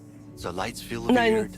Not as wobbly as usual. Oh, those meds are so good for him. Thank God. He still doesn't quite believe it. The idea, though, like having a medicine that just changes you is just crazy. When I got on metformin because of my PCOS, because I have like insulin resistance, which is like one of those things that like really fucks up your hormones and like doesn't let you lose weight as easily, like, which contributed to me getting like almost an ED. I say almost. It sort of felt weird. I'm like, wow, it changes you. It changed my life. And you know, like the Adderall too. It's like, wow, this is how I was supposed to be living. I really like the Adderall. I don't know if I still have mixed feelings about my own Adderall. I'm like, do I like this? Should you guys think that one day I should just do like a normal, like a stream, just having Adderall, and you guys could like, we could do a pre and post. It's like, are you weird? Are you okay? Maybe one day I'll do one. Like you can, and you can say like, you're so boring. Again, like I'm a baby again or something. Oh, Ramses. So remember you said you need to be ready if I needed you. Want to smoke a joint for old times? Like, no, don't smoke a joint, please. The assignment. You should know what it's about. Tell me more about this death whistle you gave me. I love those death whistles. If you guys never heard them, they're so cool. They sound terrifying. I would cry if I heard that. Tribal and Sony shit. Read about it in a magazine years ago and been fascinated ever since. Supposed to sound like a human scream. Horrifying. I felt similar with antidepressant. It made me feel like not myself, but I knew I should feel sad, but didn't. It was really unpleasant. Yeah, it's weird. I was on Wellbutrin for a little bit. I just felt so weird. I stopped that one, but that was because it gave me like really bad stomach aches and headaches and really bad dry mouth. Anxiety, not that bad, but all of them really bad. Like I was not good. All right, you know what? Let me hear it again. No, you don't want to hear it. How does it make those sounds? Yeah, how does it make those sounds? In the shape of our fucking mouth and throat apparatus. Really? Adding the leather strip as a vocal cord surrogate really helped. Just need to figure out how to tune leather. You can tune the leather? So you try to reverse engineer one of these death whistles? Can it do different kinds of streams? I assume, maybe, actually. Wait, you know, that is a good question. Can it does? Well, the pitch depends on the tube diameter, you know? So you could probably make a really little one that sounds like a child. Ooh, very cool. He beams at the sound of your approval. So you tried to reverse engineer one of these death whistles? Reverse engineer assumes I have one. This is all I had to go off. Oh. A faded magazine cut out from a general interest digest from years ago. It shows a heavily feathered tribesman cradling a stubby flu, with the front end fashioned in the shape of a human skull. So making it up as you went along? Ooh. Pretty much. Damn. It talks a big game about how the whistle was used to paralyze the enemy before an ambush and how it would strike fear into the glands of their enemies. There's a lot of places, you know, what's it called? Like drummer boys, and trumpets, like musical instruments being used as fear tactics in war. I found that really, really interesting. As much as I harbor it, I think those types of things were very, like, battle screeches, drums, horns, like military bands, like that were used when they were in active duty. I thought those were so interesting. I like using music or like sound as a fear tactic, and it worked, or at least I think it works. What was it? I think one of the more like famous ones right now are like the Hakkas in the seas area. I think those are so cool.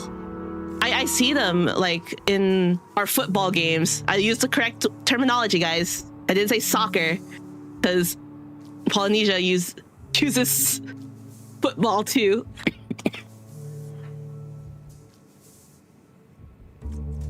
Yum, water. I think those are so cool. I love seeing them. I love seeing them so much because it's just like, wow. Well, I don't know.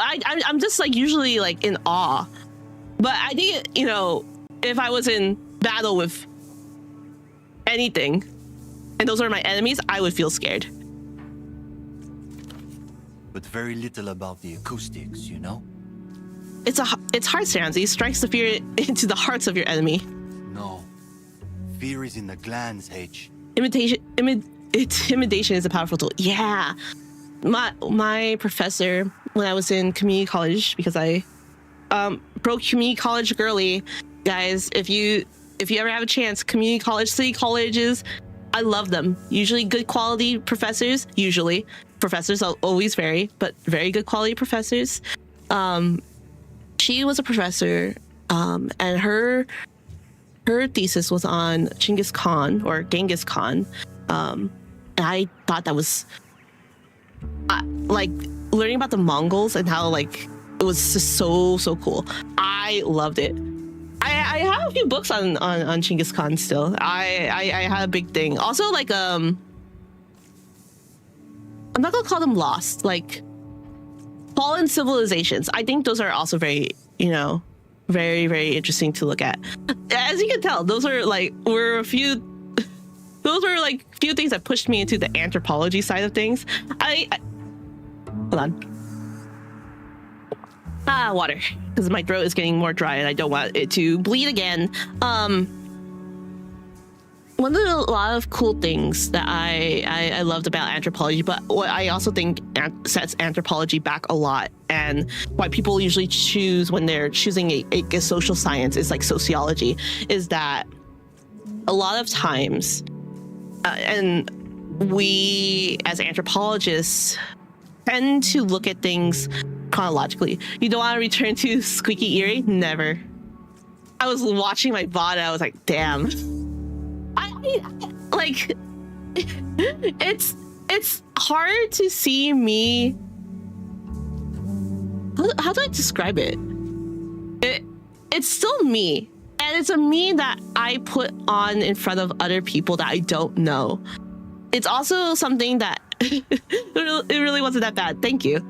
And it's a pitch that I call like a customer service voice, but it's sort of like, it felt like overly happy. I think I'm a generally happy person. My friends even say I'm like a generally happy person, which is really nice of them. And I'm always like smiling. As I say, everything sucks. But it felt, I feel like I'm at that point of comfortability with my content and with streaming. Like this is like my most comfortable. Like I'm having a conversation with you guys with, I feel like I'm back in like my classrooms, you know? Not that you're like my students or anything, but it feels like I can speak whoever I can, and this is like always a big discussion. I'm very comfortable. Like I feel safe. Like you guys are my safe space. Like this is my safe space here, and I don't want to, you know, pull it. You know, what's it called? Think that you guys are. What's the word? Like you guys are not I'm not comfortable with you guys. I guess like my voice changes when I guess I'm very comfortable, and like I can feel hot, like act. I'm not like feel high, act high as if I'm on like something, but I can be like, oh man, that's wild. You know, it's my comfortability, and when I was at that, it just feels like, am I not being comfortable with my audience? Like it feels like I'm putting on a more cutesy act, which is like whatever, fine, but I'm like I feel comfortable at this octave, even though I should probably check if this octave is like safe for my voice and not like damaging my vocal cords. I hope so. I hope not. It's a bit of a defense. It sounds like maybe, yeah. And I just want to be like, oh, you know, I want to feel the most authentic to me. And if I'm excited, you'll obviously hear my voice just go up and down as normal. It's also like my people pleasing voice. I'm like, oh, I'm so sorry, you know. But it's like it's also a okay place to place my voice because it doesn't strain my lower throat. So hopefully, you know, hopefully it doesn't. My placement of my voice right now is not damaging my throat. So if not, you know, once we figure all this shit out with my voice, with my throat, with my lungs, I will have to place my voice high. It's not tiring though. It's more of like, damn. People are gonna watch one day of like one video and be like, oh, what happened to her voice? I remember one person was like, damn, your voice. What happened? It changed. I'm like, fuck, dude. It's my voice. It's fun though. It's fine. Please do not. Please let it not be long. Animals didn't do anything. I took I'm feeling so much better. Like nothing's wrong with my breathing. Nothing, or at least no. My X-rays turned out very clear. They thought it was bronchitis. I don't know if it's bronchitis. They put a scope down my throat and my nose. By the way, very uncomfortable. Very uncomfortable. That spray in your nose, it still is painful. I don't know if antibiotics did anything. I took the whole thing just in case, you know, if it was. Just in case if it was bronchitis. I haven't been coughing any blood since. Which is good. I don't have any trouble breathing or anything like that. Like I haven't had a chronic cough. Like the cough that I'm coughing now is like I'm clearing my throat because there's like mucus. So it's not fine. And my throat is like dry, and that's really it. So I'm like coughing, drinking, coughing, it's dry, drinking. So I don't think it's my lungs, but I'm going to take my doctor's recommendation. I check my lungs just in case, you know.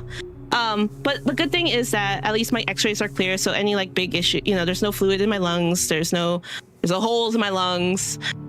It's not tuberculosis. Imagine it was tuberculosis. I would have gotten tuberculosis twice in my life. That would be so funny. It would be so funny. Honestly, I think I would have probably laughed. Like, I had tuberculosis when I was a kid. I survived. You know, and I don't know, because tuberculosis is not common in America. So when I said, they're like, any history of tuberculosis? I'm like, yes. And they're like, really? I'm like, yeah. Like, how do you know? Like, how old were you? I'm like 6, 7. 6, 7. I haven't done that in like a long time, but or ever on stream. I don't know why it came out of me. I'm so sorry. You get, you know, 6, 7. If I had the throw, you guys should be allowed to throw stuff at me. But it's good. Good one stream we were proud. Good one stream we were proud. Thank you. So there's no holes in my lungs, you know, there's nothing big in my lungs, you know, that's like the good part of it. That's like the best part of it. I don't need it. I'm not worried about that. Could be polyps, who knows? My ENT like called me and then they were like, you know, it may just be like the dry air. Do you see the 6, 7 nuggets? What do you mean 6, 7 nuggets? Are those real? America's weird. Of course, we probably would have done it. We're Americans, of course. Fair. I go other places and people like the exported chains, they do like crazy stuff. Starbucks in every other country is just better than America. Did you Emoji Movie? Of course you would do 6, 7. No. But what's it called? Every other country does Starbucks better, or any else better. McDonald's has better stuff across seas. Like, if you just come to America, it's like all the stuff is like or like the fast food here is like boring. And I'm like, wow, we don't get the cool things, and that's so sad. So sad. I mean, the best part, I guess, I'm trying to think. Big country, yay! I get to go to concerts because I live in a big city. Yay, I guess. Yay. As I say, it's like Ariana Grande is having so many concerts in London. That being said, like, I wasn't a big Ariana Grande listener. I still wouldn't consider I am, but like lately I've been like very like, oh no, Aldi is a 6-7 nugget partner. I didn't say anything. I love Aldi's. I love Aldi so much. I don't think anyone understands how much I love Aldi. When I was in London and I was like, oh my god, it's Aldi's. I was like, I just want to go to Aldi's. I love Aldi's. I love Aldi's so much.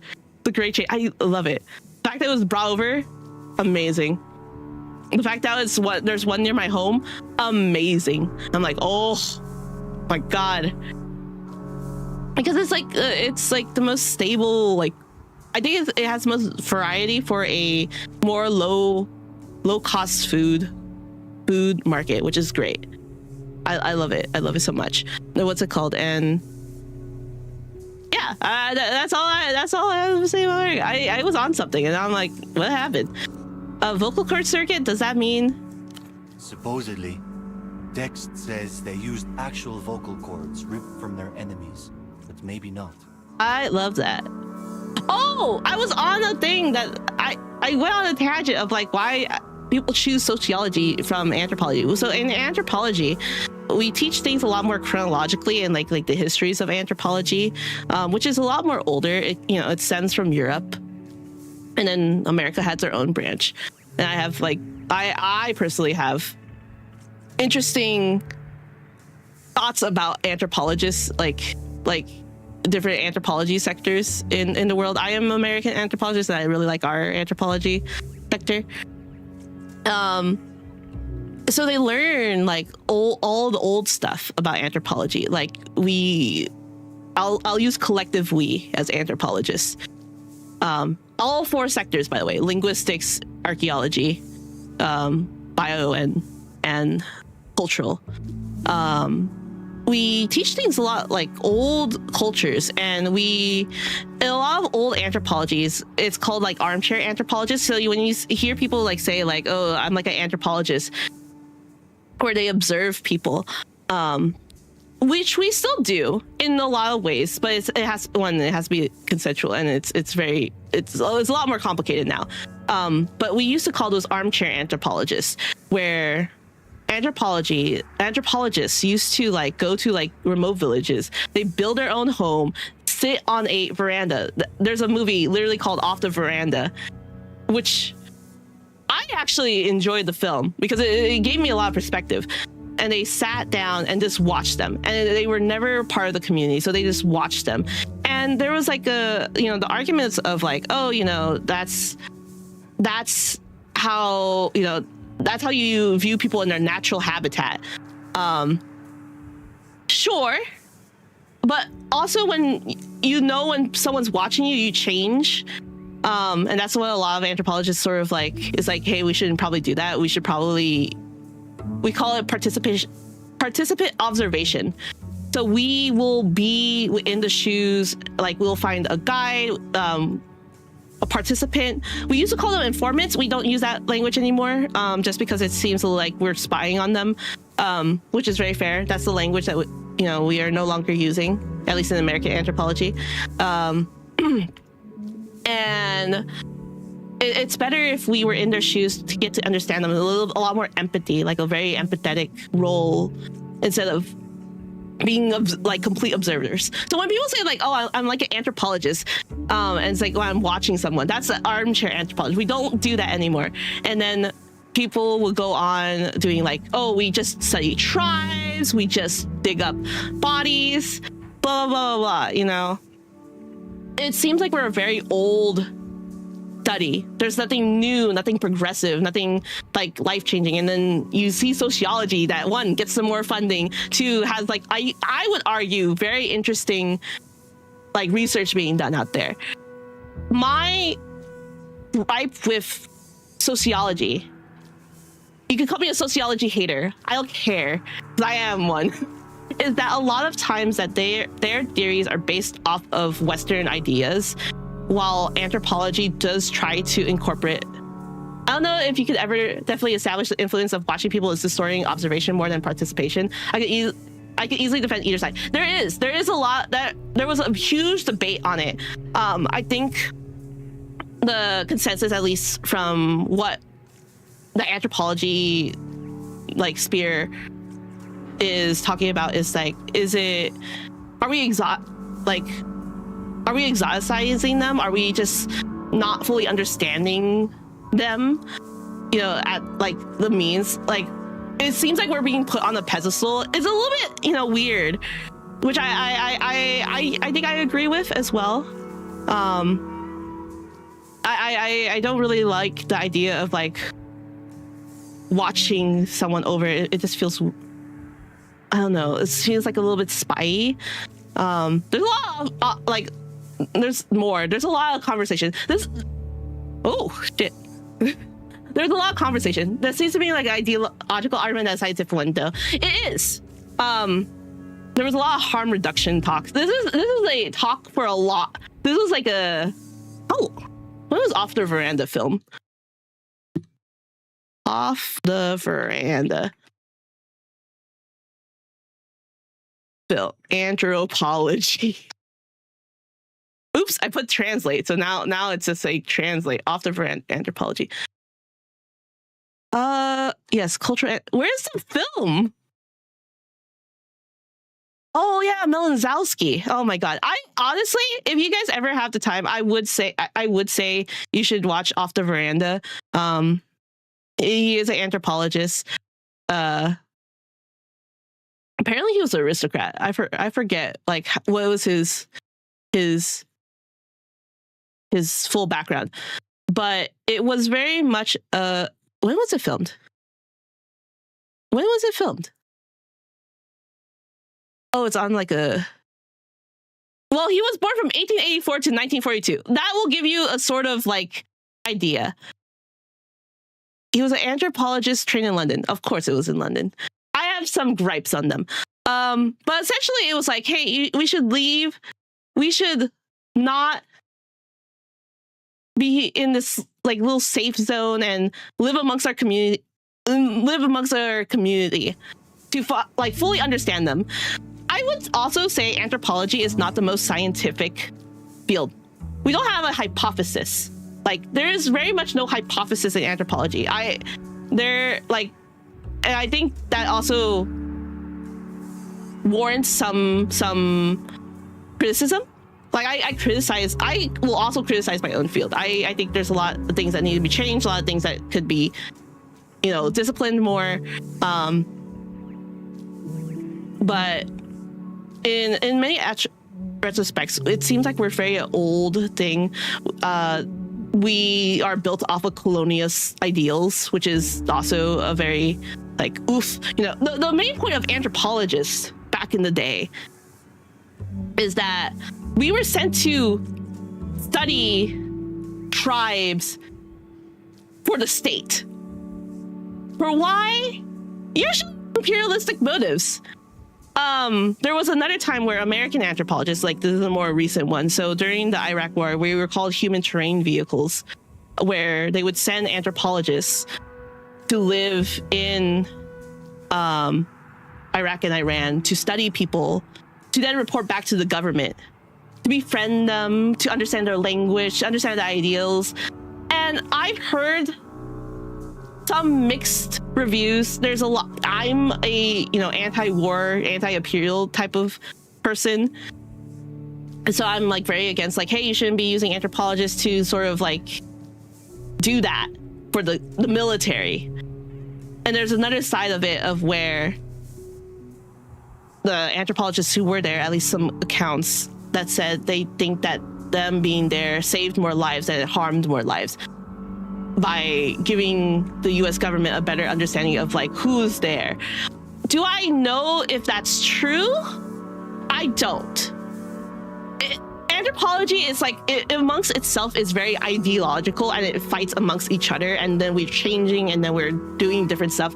And I think in a lot of sense that is very good and very bad, because it seems like we're very old-fashioned, and then we're just trying to, things will not get done, and then people like invalidate our research. And that's why a lot of people choose sociology, and because it seems a little bit more grounded.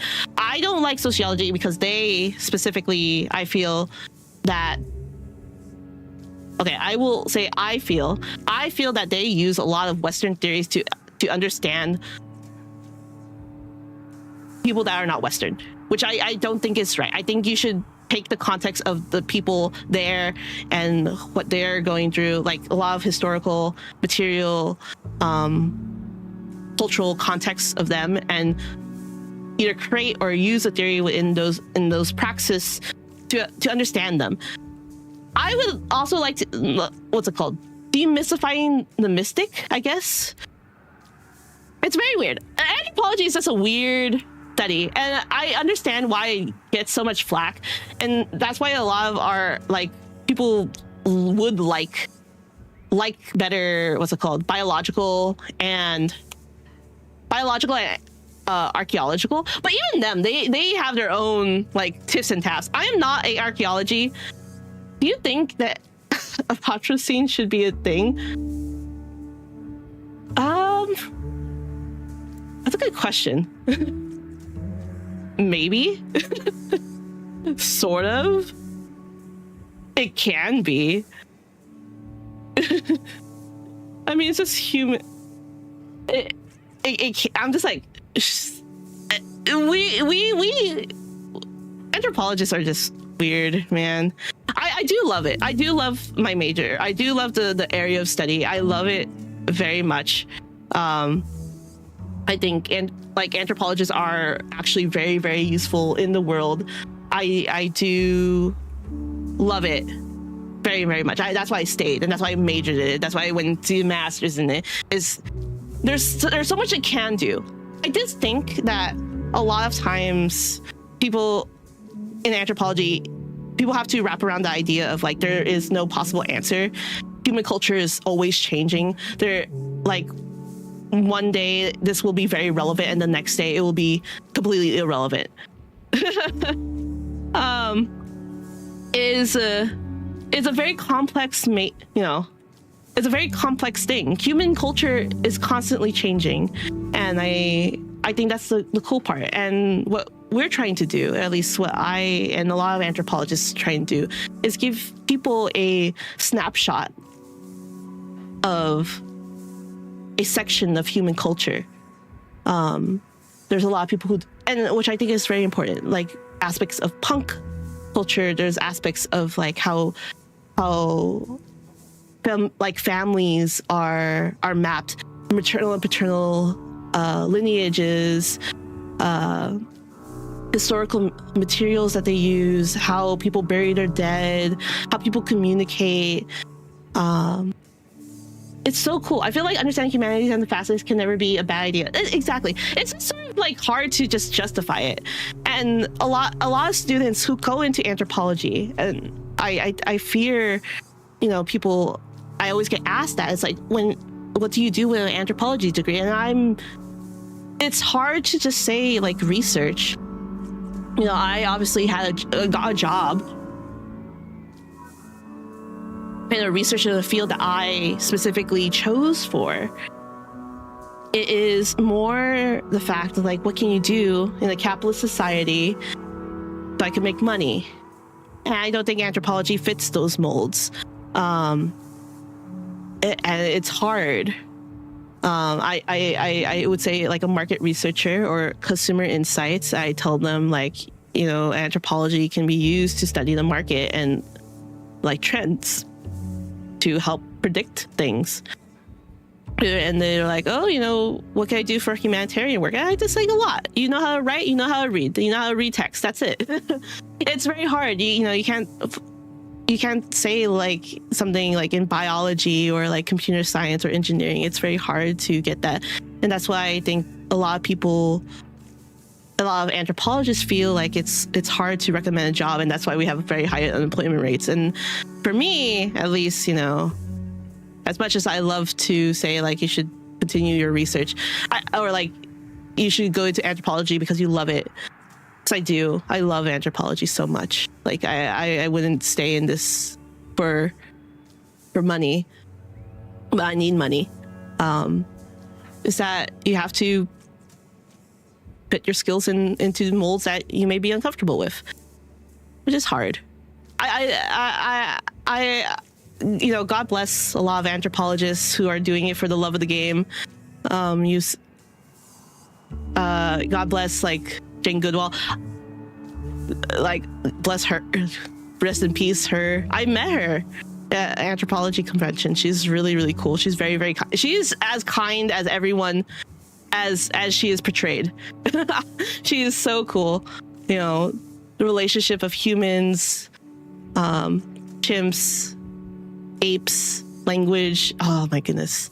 There's so many cool people. I think anthropologists, if you ever get to talk with them, are like so cool. And then you go to archaeology and they're crazy. They're a little bit crazy. Archaeologists, I do think, are crazy. Slightly. Slick crimson river of parted sinew and cartilage. With the utmost care, two strips of membranous tissue are ripped from the surrounding meat and tensed over a wood tuning peg. That's crazy, girl. That's... Imagine ripping someone's vocal cords to make a whistle. Oh, you know what? You know, last thing about anthropology. You know what? You know what pisses me off? When I say I'm an anthropologist, people are like, oh, like Indiana Jones? I'm like, no. Not like Indiana Jones. Yes, he's an anthropologist. Technically. Or the second thing they'll ask, so you study dinosaurs? No, that's a paleontologist. I do not study dinosaurs. I have never once ever studied dinosaurs. They're like, paleontologists won't know, you know, when you're like can't tell your gender when you're dead, or they can't tell if you're so-and-so gender when you're dead. One, paleontologists don't study human bones. Those are archaeologists. Get the names right. And two, sometimes we can. Burial rites are very different in many countries. You can tell a lot about the person and their gender through how they're buried. It's very, very cool. Unless you're burned. Then if you're burned, yeah, sorry. But there's also, you know, the cool thing is nowadays we have obituaries. Obituaries, anthropaleontologists. I do believe that's actually a thing. I do believe there's actually an anthropaleontologist. Do I know any of them? No. Do I know paleontologists? Yes. Do I know anthropologists who love dinosaurs? Yes. But I'm not a dinosaur person. Stop asking me if I dig up dinosaurs. Stop asking archaeologists if they dig up dinosaurs, please. I'm sick of it. I'm tired of it. I don't want to be a dinosaur person. I do think dinosaurs are cool. Sorry, archaeologists dig up human bones. But what's your favorite dinosaur? It's very like, if I say a triceratops, it's a very basic answer. But it is a triceratops. I think it's very, very cool. I think they're very, very neat. I also watched The Land Before Time when I was a kid, and that's why I like triceratops. Whatever they use, clay does not sound like that by itself. We have official dinosaurs, and there's a California official dinosaur. We have official dinosaurs. And oh my god, what's our official dinosaur? I know our official dinosaur. What's our official dinosaur? It is the Oh god. Augustniopolis morrissey. It's ugly. It's probably the same for most people, and no one wants to admit it. It's a cute dinosaur. I don't think I need to be like super specific on my dinosaurs. I like Triceratops. Like, they're so cute. They're adorable. I think they're so adorable. It feels like T-Rex. God damn, yeah. You know what I was really sad about? That a lot of the bones in like natural history museums are not they're just plaster bones and not the bones that they found. But to be fair, I should have realized that, because fossils are very hard to, like, you have to get perfect conditions to keep fossils. So usually you have to have like flat bed, and it has to be layered on a pot of water, and it has to be in perfect conditions. That's why amber is a lot more easier to find. But like fossils itself are very, very hard. They're rare for a reason. Like, it is crazy. If you ask me like which like what prehistoric like human like is my favorite, I will say it's Australopithecus. I do love the like Australopithecus. Yeah, they would disintegrate quickly when displayed. That too. I mean, there are real dinosaur bones on display, but not all of them are. Which is, or like a lot of the pieces are, which is again very fair. I just go to museums. I'm like, oh my god, look at that! Look at the dinosaur bones. They're so cool. I also am very like, taxidermies are really, really cool. Man, look at me yapping for so fucking long about my own stuff. I'm so sorry. I have not even completed a single dialogue. Right. You know what? Let's hear it again. In here? Let's put the death whistle aside. Don't do it here. The assignment, you should know about it. I'm listening. Oh god. The Lucis Minister of Mass Culture is in town. So it's an assassination. Why now? I think they're just taking advantage of the fact that he's going to be here. He keeps tugging at his beard, engrossed in his thoughts, before suddenly shrugging. You know, end of the day, at least for this mission, no one wins. The techno-fascists won't win. The Lusians, who are trying to establish themselves as world powers, won't win. The communists don't win. It just sucks. Like, murdering him will push forward the stage somewhere, but it leads to instability, which is, you know, very interesting. We are just puzzle pieces in this whole grand scheme, which I think is very cool, because we are puzzle pieces for a bigger conspiracy. Still, it might just work, you know? I sort of like that. To be clear, we're definitely not making it out alive. But that doesn't mean it won't work, you know? On a grand scale and all. On a grand scale, maybe. But what do you mean on a grand scale? The Lucians love to wage war. Instabilities are just opportunities. It's one of those few people on their own terms. People benefit and most Only way lose. to win against them is to just fucking not play their subtlety game. The only way to win against them is not play their subtlety game. I mean, that's world politics. Otherwise, they win without you even knowing you were playing.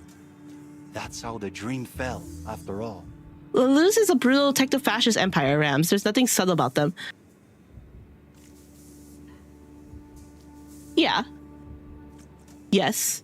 You know, copying a political theorist over and over and over and over again. That's really crazy. To be people in power. That's insane. Using your soft power to influence the people around them. That's also crazy. Also, you know, trying to absorb some of your past territory backs is also crazy. It's wild. So yeah, that's true. What happened in the dream of Rustam? Yeah. I assume you know the broad strokes. No, I don't know. Remind me though. The dream was a beautiful clusterfuck. Guilds, federations, communes, all working together. Been that way since the 2200s, going by the old calendar. Since the death of Sultan Murad IV. The last I'm glad of no his one does kind. that IRL. What was our most recent one? Was it Venezuela? Is that the most recent one so far? No, we put him in prison. We didn't kill him. Yeah, we did. Was it Venezuela? It's the American South. One of our Latin American countries. We put them in jail. Whoa, crazy. It still mind boggles me that we just did that. And like it was talked about for maybe a week and then everyone forgot. I was like, did we forget that we just left the entire like country? One, yes, without a dictator. Woohoo! Two, in weird political instability? That's crazy. The fact that we didn't kill him also is very crazy. Still is mind-boggling to me. Last one was kind of... and then the developed world came and carved you up. Maybe not at first. Maybe it's just what nations do as entities. They spread. You ever look at the map? Those things are fucked up. Yeah, if there's no natural opportunities, you gotta create something. That's very true. Like I was telling my friends who like, even though I'm not like fluent on a lot of like European like politics because American school, I tell them like, Europe's map is so not unstable, but constantly changing. In the last like 100 years, that map is not the same. In the last 50 years, the map is not the same. And the next 10 years, it will not be the same.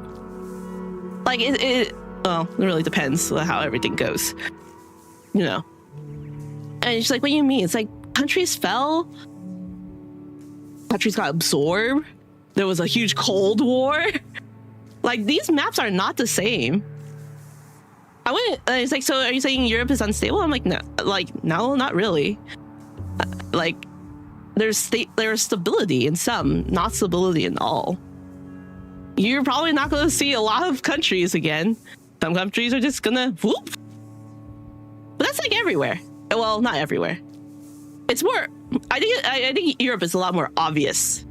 You're like, oh shit. It's like, do you think Ukraine's gonna be gone? I'm like, I don't know.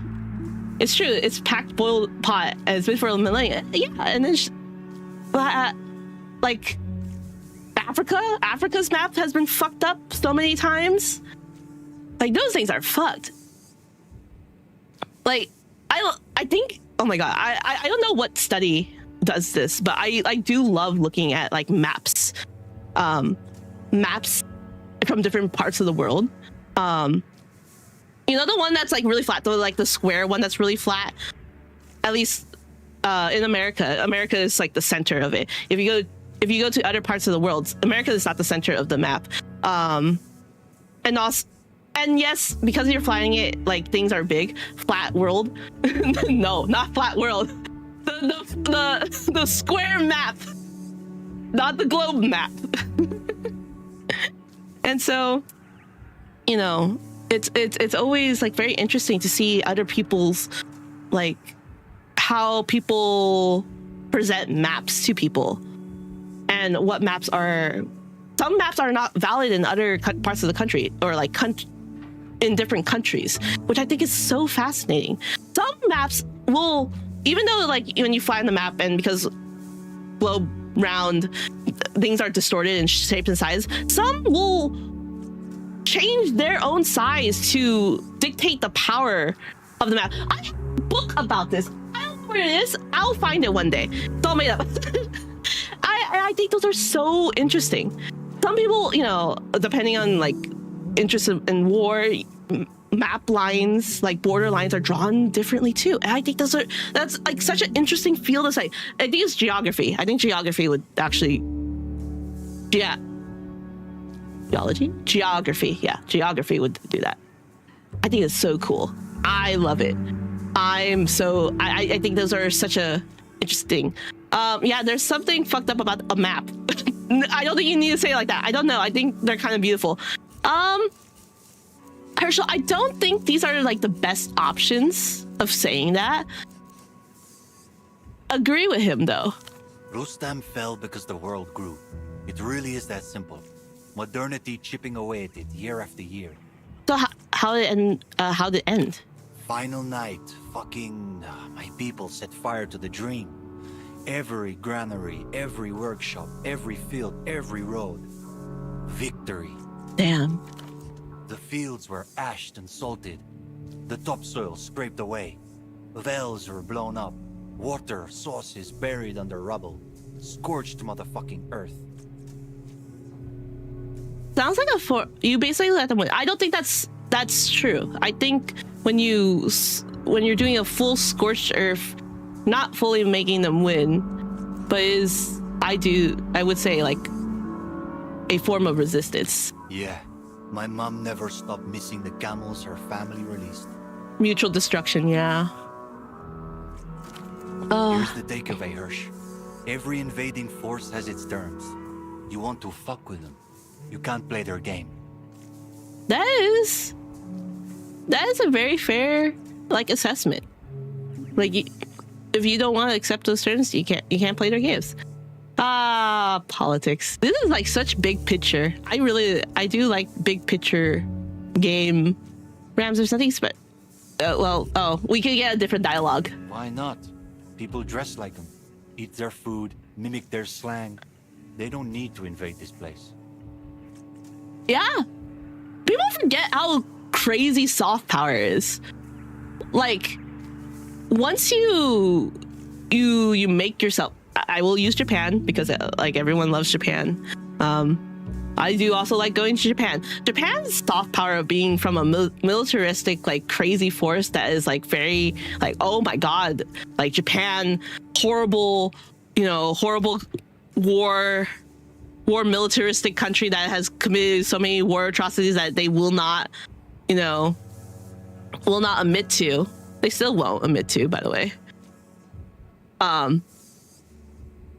But they turned it around to be this kawaii culture, the kawaii. Hey, being a VTuber is its own. I have been influenced about that soft power too. How people sort of they have this weird honor thing going on, yeah, and sort of people. I wouldn't say infantilize them, but I'm going to use that word for a little bit. They sort of say they cannot do wrong. I think you can see it a lot more online too, especially if you're in the anime spaces. It's Japan can't do anything wrong. Japan's such a wonderful country, and Japan, I will say, is a very nice country to visit. I think as an Asian and who also has worked for, who's a little bit conscious about Asia a little bit more, just because of family. Japan is still a very scary imperialistic power that it has never forgiven, has done a lot of atrocities, and has hurt so many people, and has created generational scars in a lot of cultures that a lot of people can't forget, and there are people still alive that can't forget. And I think generational cultural understanding on the internet is a lot more mature than it was a few years ago about Japan. Sometimes I hope so. I pray and I hope so, a lot. Maybe I'm just looking at the weirdos. And, I'm in those weird anime spaces, and then you're oh, man, I want to go to Japan. I'm oh, man. Japan's fun. I love Japan. I love going to Japan. Japan is a really wonderful wonderful country. It's great to visit. The culture is beautiful. A lot of people now do the Japan love ironically. I hope so. I genuinely hope so. But we love Japan now. A lot of people love Japan now. But it's sort of here, we could try to stop it, but now people love it, and I have very positive feelings to it. And so when people are oh, why should we stop them coming over or hurting us because they're cool. It's sort of like, damn. Shit. Even you have memorized the names of their cartoon walls. That's not fair, Records. You're the one that remembered them for me. In fairness, some of their experts pretty cool. No! Yeah, in some way, the Luz owns perfume. Yeah, it does. In the conventional sense, but in the ways that matter, yeah. And if they were to stroll in, there'd be resistance, but it'd be snuffed out quick. I would also agree. The People's Republics could roll out the warships. Maybe claim Portofiro, blood, ruins and all. But what's the point? You can't carpet bomb want. Thing is, what the Lucians are peddling, it's not real. What is it? It's a ritual. A shit song they keep pumping over the radio until one day you wake up and find it's your favorite tune. Oh, actually, I really like that analogy. That's actually a really good analogy. That kind of cultural warfare, you can't fight it on its own terms. You have to put a bullet in somebody. Oh, if that's... I don't know if I agree with that. Maybe. I don't... you can't kill culture. The only way to kill culture is to kill everyone. Yeah. I feel like you said something different last the time. weeping eye a little payback. Well, what was it? There was a language that I believe it was in Italy or like off the coast of Italy where they would whistle to each other, or like it was a language that only like two people left knows, but they don't like each other, so they don't talk to each other.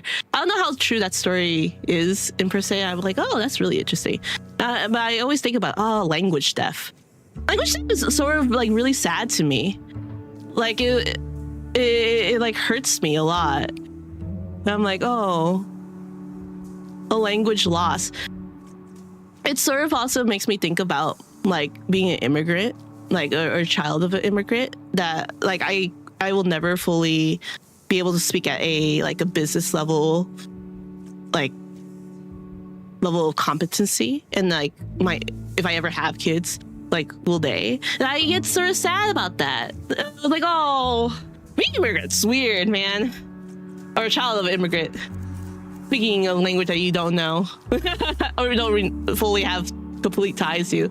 So remember you said you'd be ready if I need you? Yeah, sure.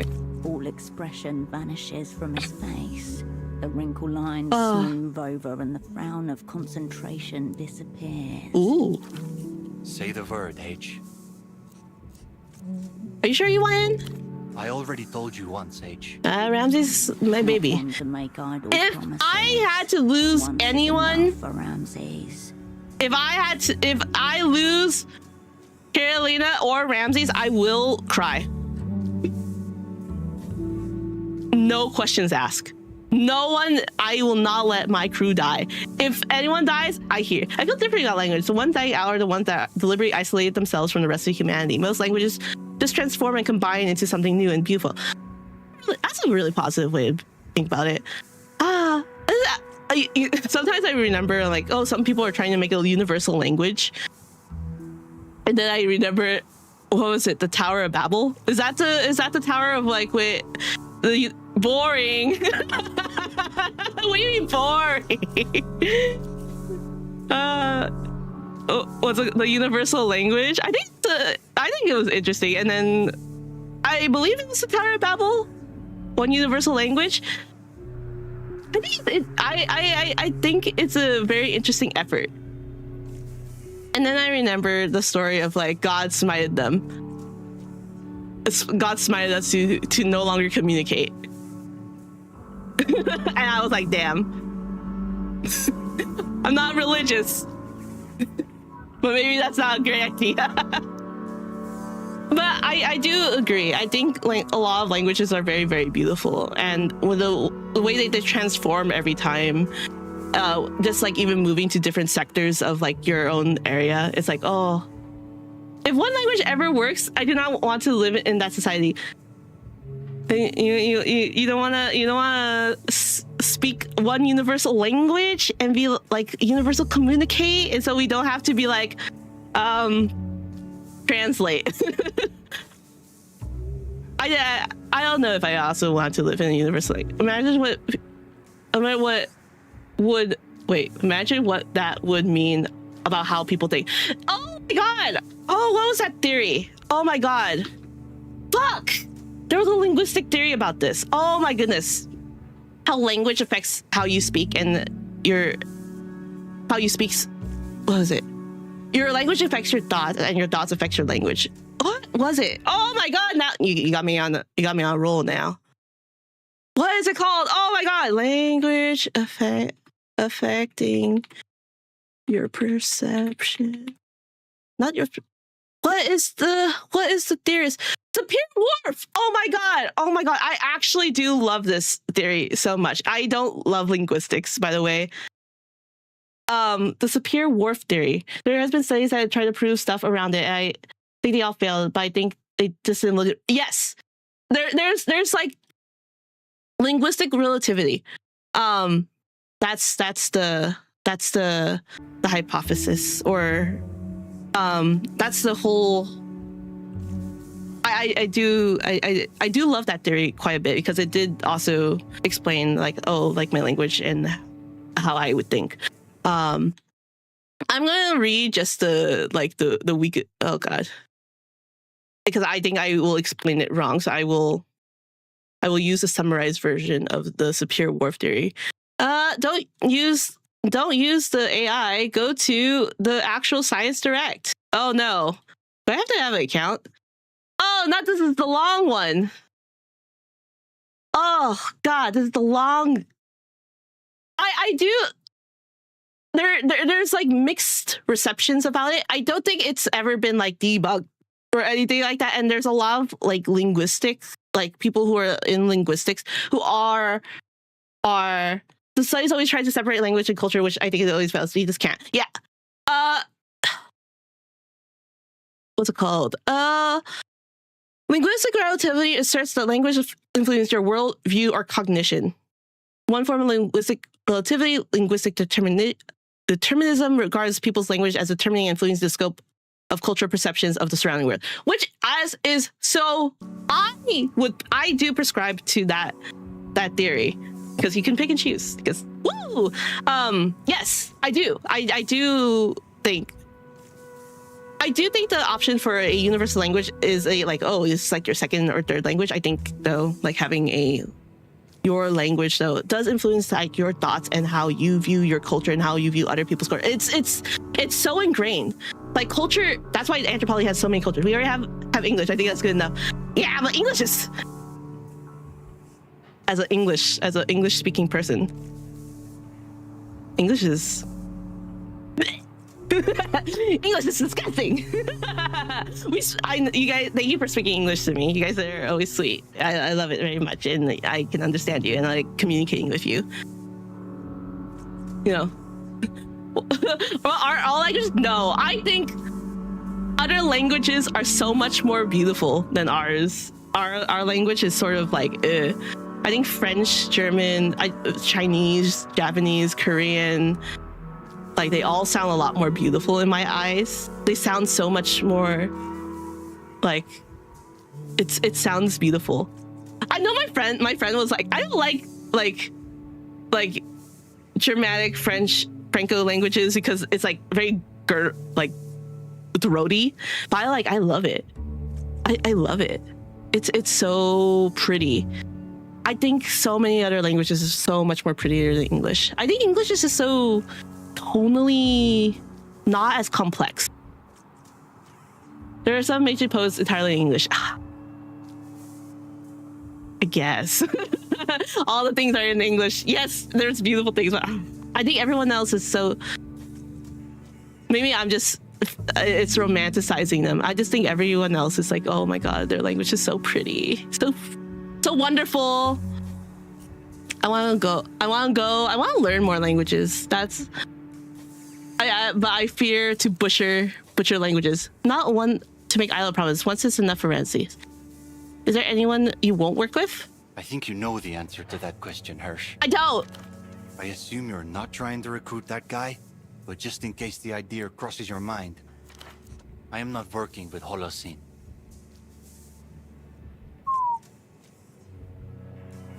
Anyone else? Just no fucking weirdos, yeah, Hirsch? But I want Holocene. He seems cool. All right, deal. He nods. Don't be a stranger. He's not gonna like what I'm gonna do. How goes it, Hedge?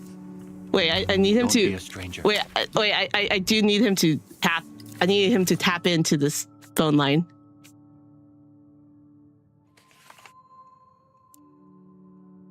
Holocene's so cool. I'm pretty sure that's Holocene. This crucial gap.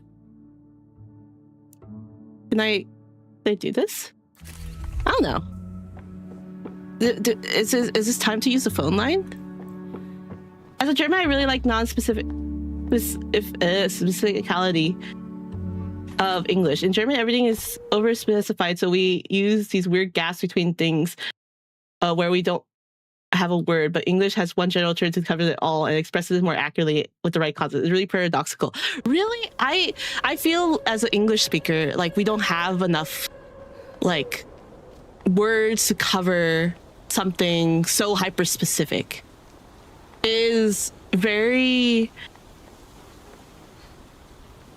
There's something very lovely about having a very specific word for a specific thing. I think that's sort of very, very beautiful. But I understand, it can be. I feel like it is. It can be like annoying. It's over specified. I'm like, oh, you know what? I do need that word. It's very different strengths for sure, but I feel richer for knowing both. Very You good. step up to the terminal again. Place the cricket. Oh, I could have the cricket. You know precisely which line to attach this to. And you do. A diode on the cricket's back lights up, and it lets out a pleasant chirp. Nice. Trace the path towards the miracle line. We're so smart. Me and You don't know how any of this works. Not really. But you do know Herschel. one thing. You're good. Herschel.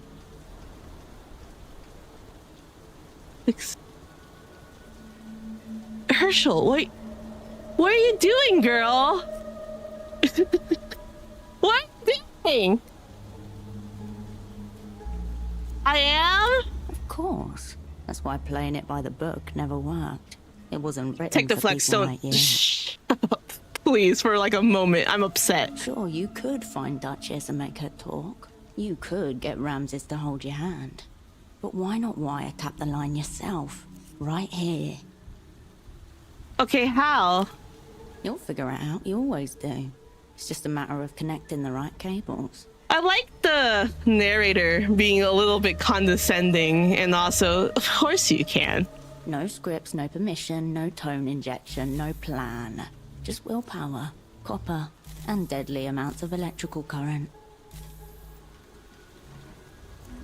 Hold on, guys. We're doing a You save closed scum the for a box. second because we're gonna die. When she said a lot of electrical power, I feel like this is a deaf thing. How do I save? Oh, right here.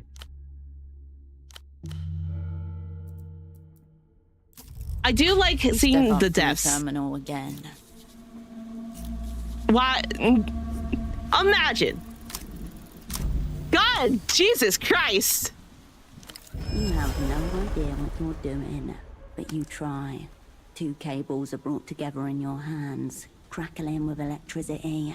And where once there was operant cascade, is now Oh, only I got the it. residue of a scream and a scorch mark.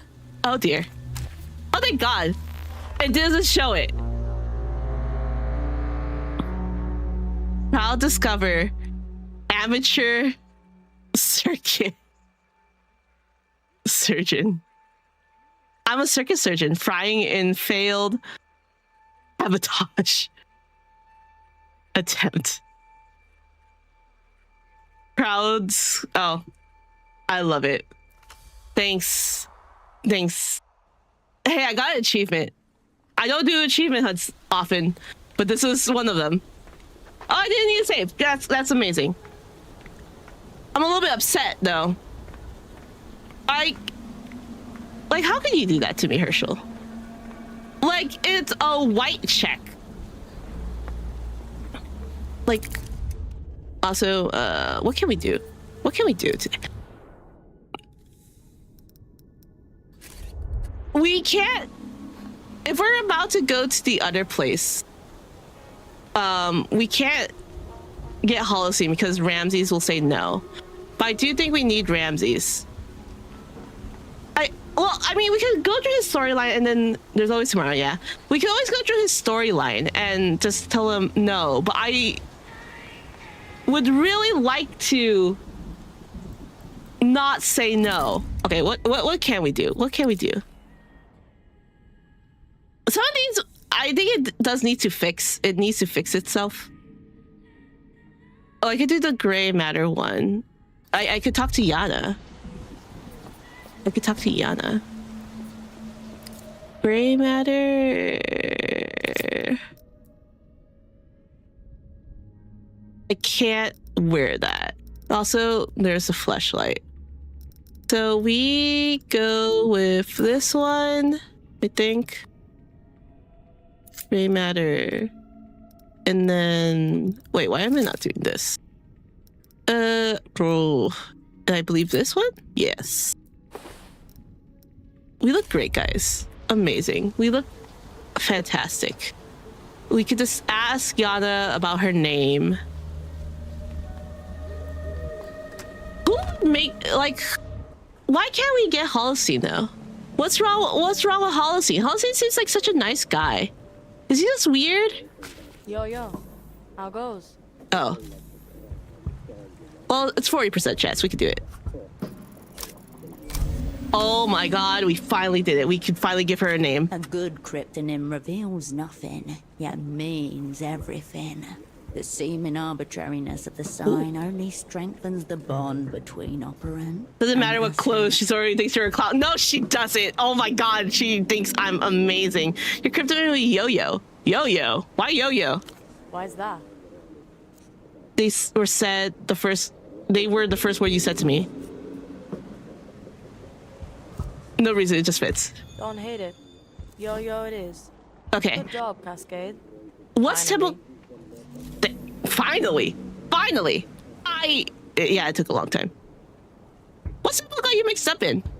Interested with the device. In Real Deep with M tier. Ultraviolet disc in Astral Door. You got shot for this excellent...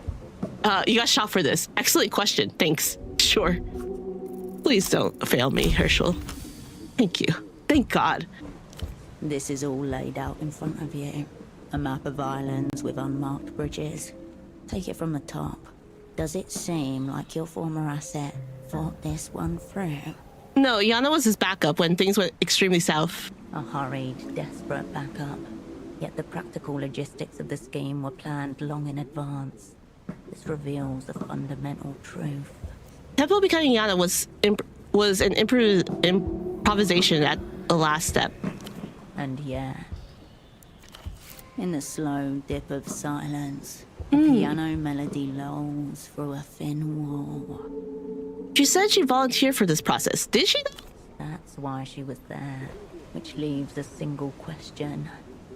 Yana, who was Tempo actually trying to copy into you? I was wondering when you were gonna ask that. This whole fuck show started when we brought... Actually, better if I just show you. Show me? Show me? How do you show me? What do you mean, like a mime or something? Yeah. No. Fuck are you on about now? I don't know what you're on about, girl. Follow me. And Hirsch, be cool. What does she mean? The girl mashes the ends of her cigarette into the tabletop. And is that a hole in her wall? once more as she rises. Is that... Did you guys see that hole? The girl leaves a strange cord hanging in the air as she turns to face you. Is that Ultravioletta? Yana, who's this? I like your voice. Wow. Her gaze has both hold and I look like a clown. It takes effort to make it evenly. This is Hirsch. She's a friend of Temple's. Friend of mine. Might be able to help us. You kidnapped Ultravioletta? Why'd you here? Is this? Yes, it is. Oh. The tyrant queen of the world's wounded heart. My heart is a sovereign state. Please be kind. Genuflex, stop it. Seriously? No big deal, play it off. No, Herschel, you're not like that. Seriously? Yes, fucking seriously. Was not serious about the situation. Isn't she like a techno-fascist, like, promoting? Hello, Hirsch. It's nice to meet you. You too, I think, but what were you playing there? Basking her stop it, Herschel. Herschel. Yana, how do you know this is the real Ultraviolet? I saw two others outside, both more convincing. Don't say that. Those are crazy people. Those are literally crazies. You too, I think. You're not an Ultra, then? No! Doesn't care for that collective noun. Actually, I'm a massive Ultra recent recruit. Currently undecided. Not a fan of your fans? I think most of them focus on the wrong things. But then, who am I to tell them where to look? That's as an artist. Sorry, I've been told I can come across a little cold at first. Call me V. Okay, V, bear with me. You're extremely famous. A little cold is about what the world deserves. I thought they media trained you people. Stop it, Herschel. You can't be mean. Okay, V, I will. Cool. I'd like that. Cool. You can't quite shake the feeling that this girl is seeing visions of your death as you talk and keeping them all to herself. Something mega eerie about her for sure. New songs, same Oh! old spell. We can finally ask about the disc. So what are you doing here, Hirsch? You were supposed to imprint on Yana? Weren't you, V? How does she know about the plan? Why were you gonna be imprinted on Yana? Because Hirsch is a communist spy. Are we not all communist spies? Oh, cool. V, why did you go in with Tempo on this? And you're definitely not part of the secret treaty negotiated between MTR and Lelouch. You know, you're asking very good questions, Herschel. Negotiations? That's where managers are for. What the? Really, you got nothing on those? It would really help me out if you knew something. Sorry to let you down. I don't know anything about that. What? Okay, sure. She's not doing your job for you, Hirsch. Come on.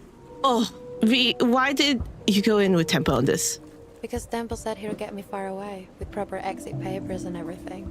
It seemed like the best shot at getting out. Okay, so... You imprint on Yana. She imprints on Yana, right? So she sort of is... Yana is sort of Ultraviolet. What does that do? Like, what does it help? How, like, what? Raw deal, she thinks. But still a deal. Like, we don't fully understand how... You know what? You know what we should do? We should just do the imprinting thing. Herschel's just going to be Pseudopod. I hope we don't play as Pseudopod. I really just like Herschel. I love Herschel. Eastern Republics was the play. Very casual on their entry requirements. Best shot, like V said. So she's trying to flee. Okay. So I took it. I trusted Tempo, and now I'm stuck here. And now Tempo's dead. Are you a high-level Lucian asset? That's it. That's really sort of true. I'm sorry, my wayward asset got you mixed up in all this. Seems like a real amateur operation Tempo's running here. You're literally talking to him. Many people discover themselves in liminal spaces. Let's ask her. V's no spy, Hirsch. She barely registers international politics. Yeah, but she's also a tool of the government to push Lucian culture. That's right. I don't find all that stuff very compelling. I'm just trying to get out. What are you trying to get out of being a highly successful singer? The world thinks you're kidnapped. Okay, yeah. I mean, they're both good questions. Like, what is she trying to get out of?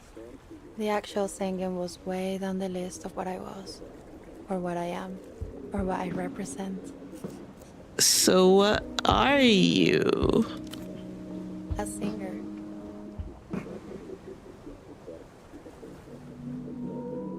What?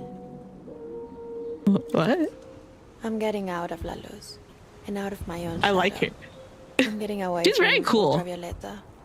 Okay, that's cool. Again, but why imprint? I feel like we could transport people easily. She's funny and she has gentle humor. She's very gentle. Ooh. Some people will do anything to meet me. Yeah? You know. But as soon as they do, a little light goes out in their eyes.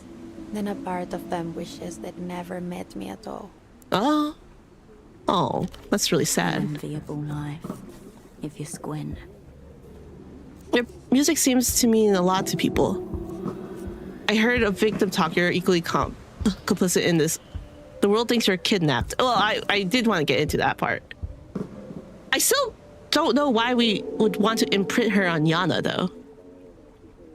Your music seems to mean a lot to people. Those same people would have raised me just so they could discover me all over again. Or kill me so I could never make a bad song. Never get old. Never be more or less than a dream beyond their reach. I feel like there's a lot of like very high pop stars, you know. I think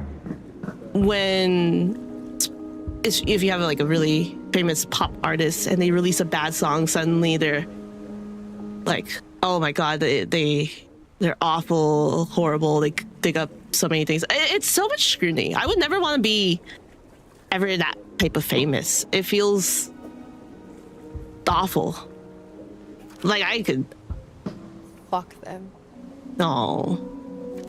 They have like an image. Blasphemous coming from her mouth. They have an image of like this perfection in their eyes, especially like those really hyper fans, like the pop fans outside. Sometimes they it doesn't let artists grow. You know, and like in some ways, it's like, you know, you shouldn't envy like the people who are super famous, but it's also like they're people too. Like, damn, that sucks. Like a lot of people idealize them at one part of their musical career, and they're like, I wish they were like this again. But it inhibits their the artist to grow, and that's really sad. Like some artists do want to grow from their music, and a lot of people are like, I wish it was like this again. I'm like, that's sort of mean, you know. Let the artists grow. They're growing as people, and their music grows with them. Not about the money. No, not the victim talk. The world thinks you got kidnapped. I know. Pretty funny. If Luth is out there looking for a group of non-existent countercultural cunts, all the better for us. Okay. Luth said it, but they don't really believe it. They just want any excuse to operate on foreign territory. Vaguer the better. I'm technically counterculture, and now I'm in on it. That's Lou's story. They're probably just being opportunistic. As I said, all the better for us. Hmm. We're still not safe, Yana. Our secret police, they look everywhere. They're very scary. Yeah, they are. I didn't fake every tear, but I faked a lot of them. And That's still fair. going together to the Eastern Republics. This is just a whatever the fuck creative stopgap. Yeah, sure. I believe her.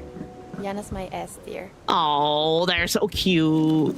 Looking at the two girls, you are reminded that all your close relationships have ended in either tragedy or miscommunication. Usually both. Oh, Herschel. That's so sad. Hold on to that. You'll need it. Tempo was very more like my A tier, very close S tier though. I'm sure you'll find your own way. Herschel, be professional. Can't say it now, kiss. But what if? What if? No. Hold on to that. You'll need it, yeah. I will. We will. Oh, that's so cute. They're cute, so cute. You know, you're okay with this imprinting thing? Becoming a hyper-tier artist at the apex of her fame and talent. Yeah, I volunteered. Oh, that's so nice of you. But as it shook out, I'm a gay middle-aged bootlegger with a nicotine dependency. Funny the little ways life fucks you. V, you were okay with the imprinting thing? It's her life. If she wants to bleach it away, that's her call. Sure. Plastic surgery for the soul. Botched job. Ugh. The other girl looks down and instinctively reaches for her cigarette packet. So, will Herschel still be Herschel? I don't know. I don't want Herschel to be Pseudopod, though. I want to play Herschel. I think I've got the measure of all this. Pretty simple when you break it down. V's still V, I'm Tempo, and Tempo's dead. Scheme fucking busted. That's crazy. Busted. Won't you miss it? The hyper-tierdom? I mean, I guess we could ask. I'm not sure it even really happened. First thing the instructors do in La Fabrica is take over your name and give you one of theirs. What's La Fabrica? The place where all L-pop stars are trained. Viciously competitive, but very thrilling. Ah, a company. There's actually a school in Korea where, like a performing arts school where a lot of Korean pop artists or K-pop artists come from. My favorite K-pop artist also came from there too. She loved every moment. The best days of your life? Yes, Hirsch, they really were. So much promise in them. And at the end, there was a 20-girl deathmatch, and the final survivor got a record deal. That is also very Korean. I see. Usually, at least nowadays, they like doing groups.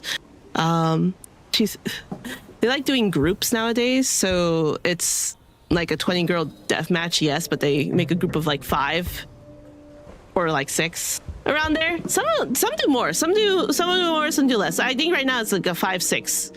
4, 5, 6 is usually the number. Wait, really? No, of course not, Hirsch. That's well, it's not a deathmatch, but they do that. I went in when I was 6 years old. So all this kind of seems like it's happening to someone else. Some girl called Ultravioleta. And I don't want to be her anymore. That is very fine. This yours? Where did you get that? I found it on my dead friend. Like an unfavorable omen. From a friend of mine. You could make a fuckfold of money with that, Hirsch. It cannot be played. A fuckfold. 54,567,389 Superblock coupons. Ooh! I was sure my record label shelved it. I don't think you're supposed to have that. Nobody is. Why shouldn't I have this? Because it's not finished. I never actually heard the final mix. Sounds like you're pretty detached from your own material. Concerning. How come? You should ask Espada Records. Where am I gonna go don't there? Control the masters. Maybe it was too sad, like self-harm. The song was bad, wasn't it? Just admit. Come on, be straight with me. Did someone tell you to make this or put your name on it? No, I don't answer to anyone when it comes to the music. Oh, okay. So the single, that's not a single, You But From a Dream? You But From a Dream. There was this recording engineer on it, Paulo. He was really sweet. Then one day there was this new guy, Fondo. He was less sweet. Ah. And then at the end, this big minister turned up at the studio to listen to some of the mixes. That was extra weird.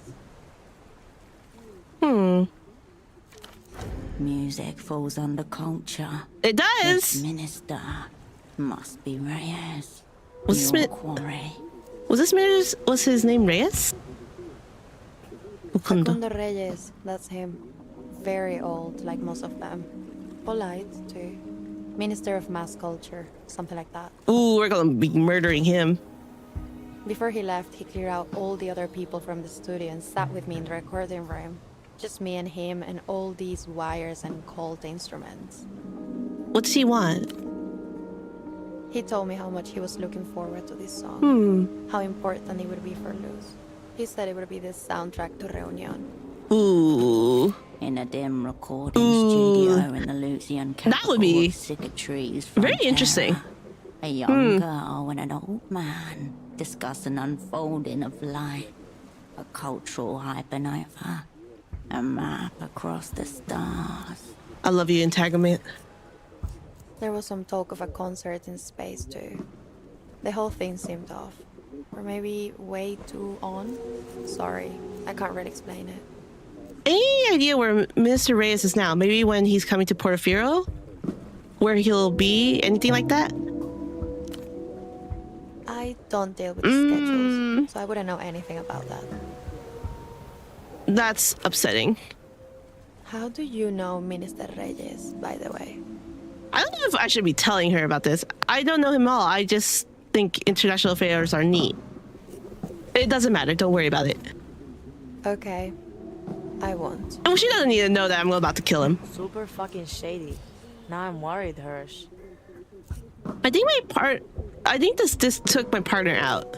What do you mean, took out? Like this. Roll your eyes back and make gargling noises like. Well,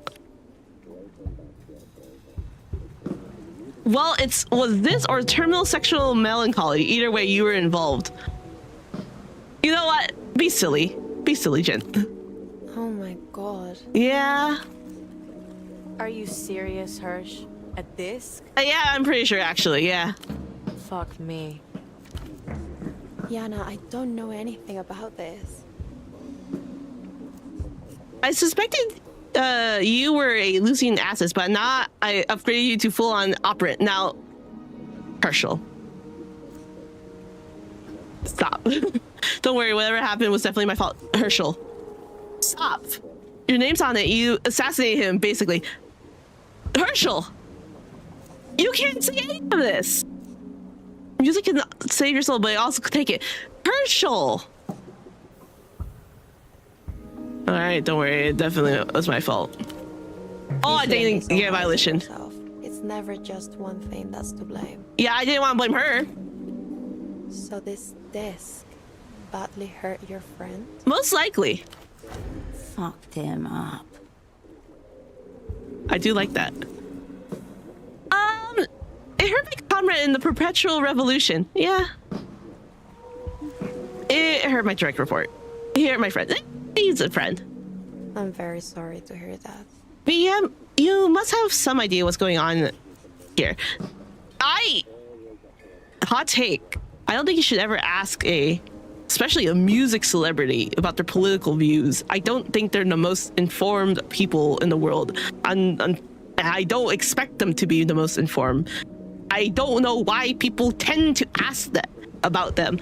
I mean, it's great that if they are politically active, but sometimes you shouldn't expect everyone to know about everything about politics. It's not.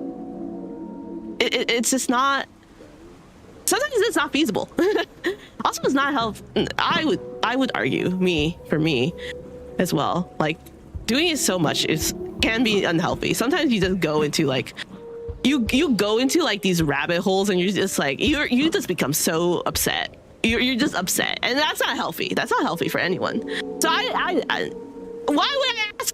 You know, you say Reyes came to see you. Definitely Reyes. Oh no, okay, never mind. I will do the gentle way. No idea at all. Herschel, please be kind. There are hundreds of bootlegs out there of my work. That might not even be me on there. Hot damn. As Petra told you, Einzeltone XR is immune to bootlegging. Whatever it is now, it's empty now. She's a bit abrasive. That's just her. Yeah.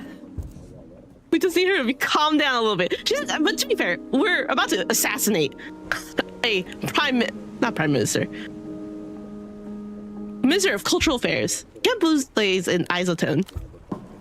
Then maybe someone tampered with it. She is a spy. I should also. Herschel is a spy, I just so. recorded a song, Hersh, like I always do. I'm sorry about your friend, but I don't know why my music would do that. That part I believe, yeah. That's not what I want for my music. Not at all. That's good. Another reason I should leave it all behind. That's very fair. Do you know all your political classes are copied of this ancient techno philosopher? Sure. I've heard something like that before, yes. Sorry, Hersh, I'm not really into politics. You're being governed by a procession of photocopy men. Music is politics. It is, you know. I will say it is. Oh no! Isn't everywhere? Oh. I sort of wanted to hear her perspective on that. Now I'm sad now. Concerts in space? I'm not really sure if I entirely believe her insistence that she has nothing to do with anything. Oh. Maybe I'm giving her the benefit of the doubt. I heard it from my publicist, but Donatella's always saying stuff like that. She's too Only insistent. About a quarter of it ever happens. To be fair, Herschel is very, you know, like you said, abrasive, and she can lock in, and you're like, I think she would be defensive. And you're like, I don't know, man. I mean, what else can you say? Sounds cool. Yeah, sounds cool. Does it? Maybe I'm overreacting then.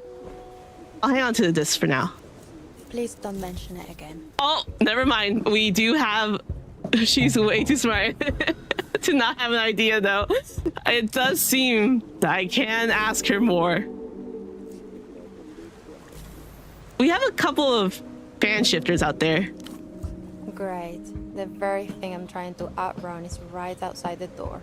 Yeah. To be honest, they're representing you pretty poorly. Yeah? I know their type. They're obsessive.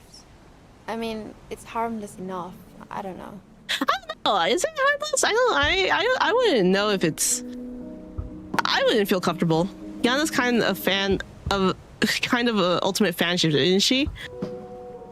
They mentioned suicide fallen ultras?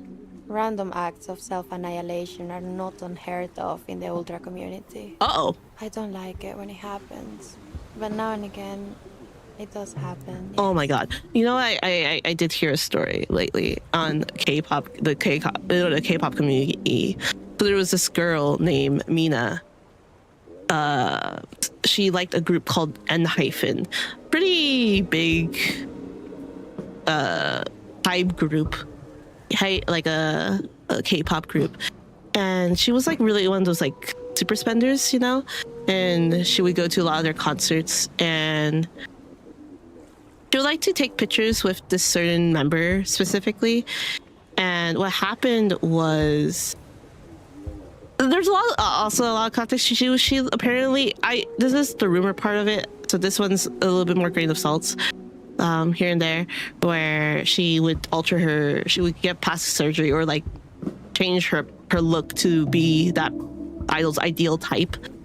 And she would go to a lot of like fan sign events.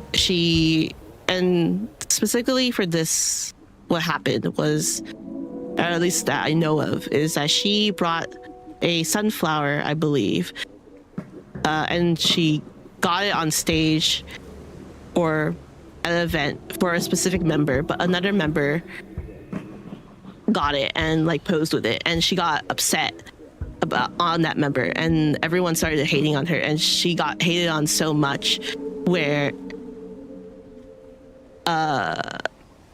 there's a little bit more, but she got hated on. There was also instances of where she would just post pictures online and instead of the concerts, and then the artist that she really liked said like some people are just on their phones and not actually enjoying the concert, and it makes me upset. And people thought it was directly specifically at her. I don't personally think it's directly at her, but it just coincides.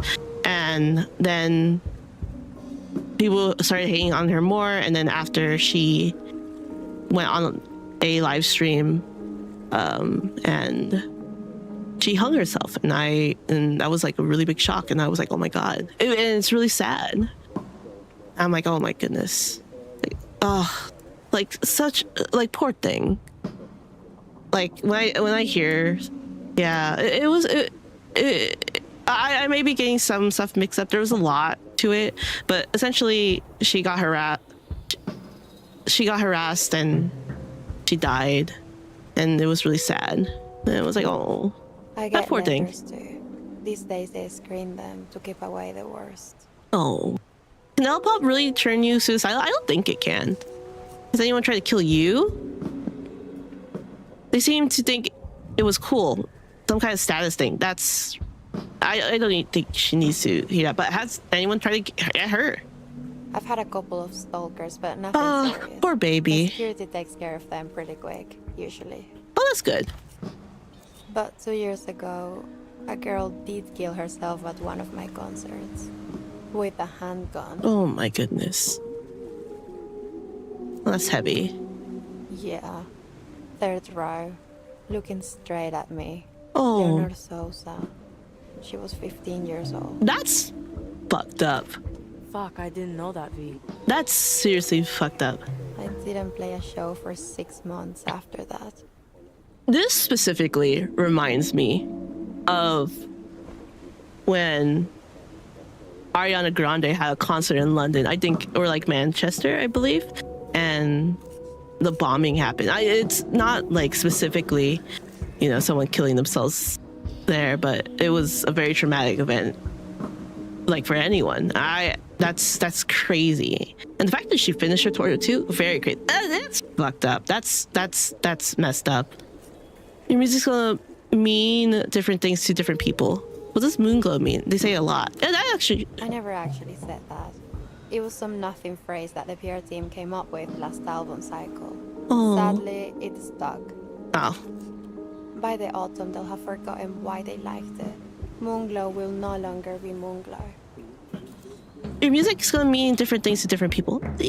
People interpret things in different ways. Once it's out in the world, it's no longer, I would say, it's no longer in the artist's hands. You know, people are going to interpret it differently.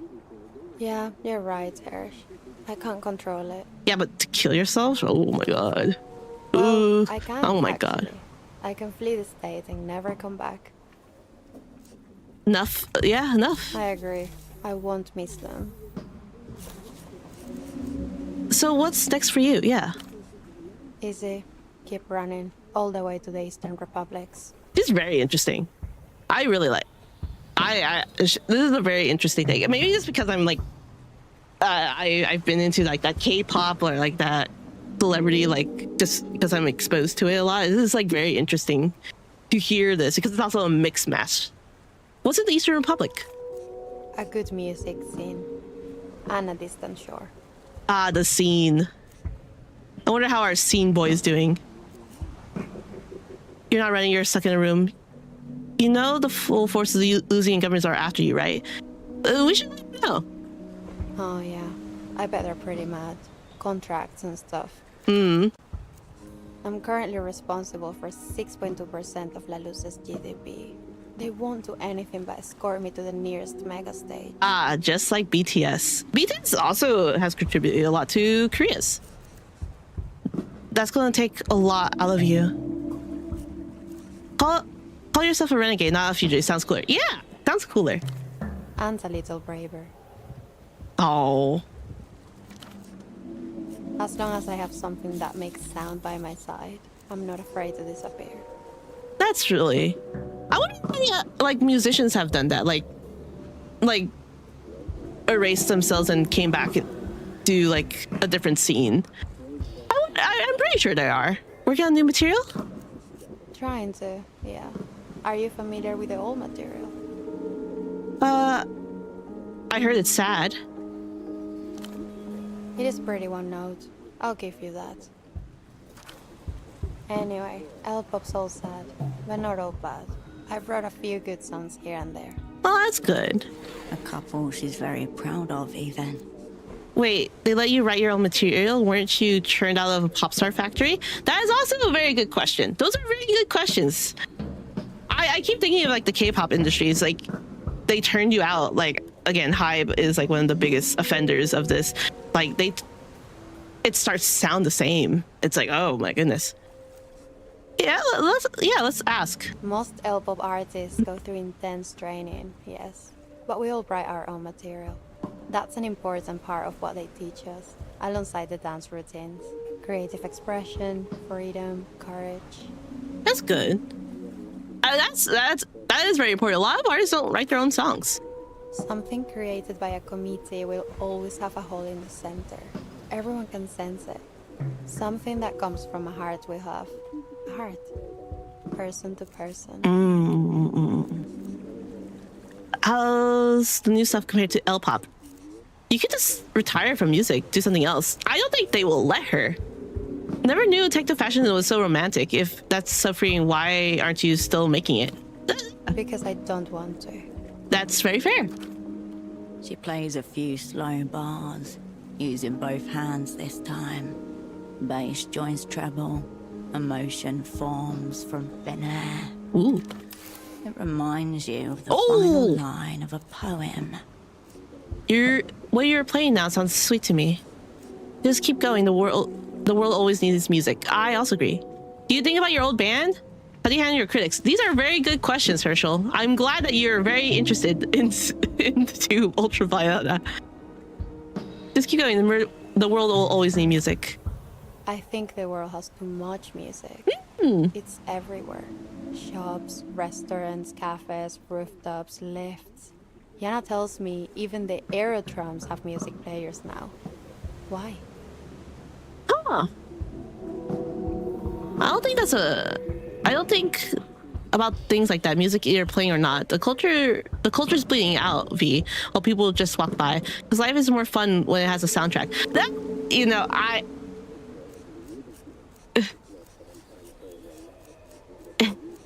I like the first one.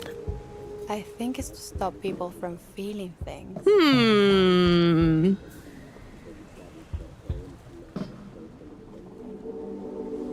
I don't know if I would agree. I think I love having music constantly on. I have music constantly on. The very opposite of what music should be.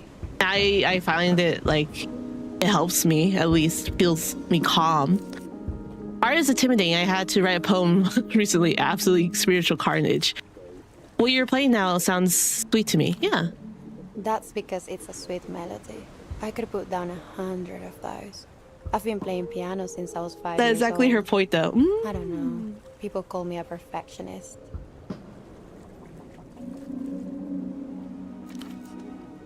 Be a perfectionist or be one of the others. That's what I think.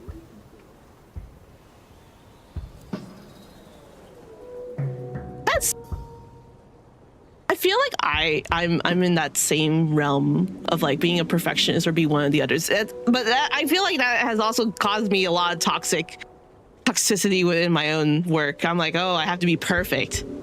Can't be like them. Gotta go far and beyond. I'm like, oh god. I feel like that could strain your relationship to your work, which may also be a possibility for her. Do you think about your old band? I'm a solo artist. Okay. I don't have a band, just collaborators. Now that you say it, I'm something of a solo artist myself. Herschel, aren't your collaborators important to you? How they play is important to me. I fired a lot of people. It's hard to find good players, you know. Most of them are technically competent, but they're missing something. I was far closer to my dancers. They're the ones you breathe in sync with up there. Aurelia, Misty, Lulu, Marla. I miss those girls. I hope they're alright. They're probably fine. 4 young women bound in holding cells. Uh-oh. The interrogations have not yet been violent, but they have been ruthless. Oh no! Why would you tell me something like that? Despite the concerted efforts of the Weeping Eye, none of the 4 have revealed any information about the sudden disappearance of their lead artist. I would have not wanted to know that, but thank you, I guess. This is my old band. The pop star leans forwards and takes in each of the faces carefully. I miss them. This is a good photo. It has feel. You were close to each other. The only friends I ever knew. Aww. And there is 6 of them. That's all you need. More than most people get out of a lifetime. Oh. The photograph is hard to look at, but easy to touch. When your fingers find its edges, a kind of strength charges through them. Oh, she loves her friends. Thanks for showing me, Hersh. How do you handle your critics? Indifference and disinterest. That's a good headspace. Popstar has nothing further to say on the subject. Artist is intimidating. Don't talk about that. Okay. This girl was adrift and in dire need of a collab. Time to make your mark, culturally. Herschel.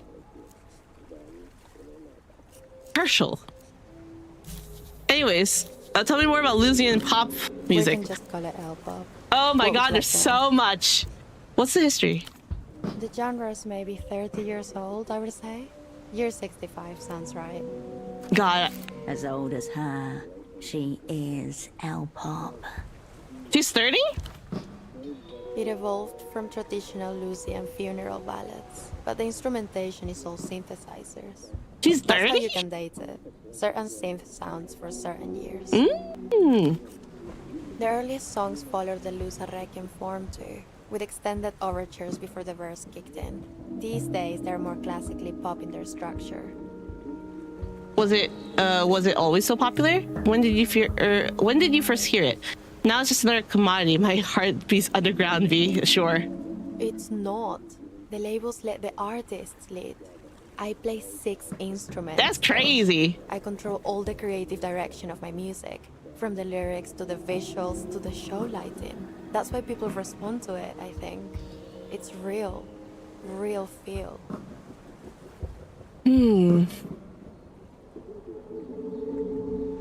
I don't I don't deny that she is very passionate about her music. But I don't know. Doesn't that make it even more insidious? See? Maybe. Does she know that she's promoting like a techno-fascist regime? I don't think she does. I hope she doesn't. I don't think she does. Not understanding Is it how insidious? happened, but very happy that it did. The grown-ups sidle up and cream their share off the top. She would need to be brain dead not to understand that. Who knows? 6 instruments it's only real as you then. I know I'm fading slightly, but I'm still here, Hersh. Not fading. I me just wanting to be like, but what if she's not like that? But you're probably right. Let's keep. How would you describe the sound of L-pop? I just want to hear it. Like I wish this was a part where we would hear it more. How would you describe the sound of L-pop? What's a steal? Fade, longing. Maybe she's here soda. because she understands, Like something which has would been lost. exonerate her a bit at least. Like leaving, yeah. She wants to leave.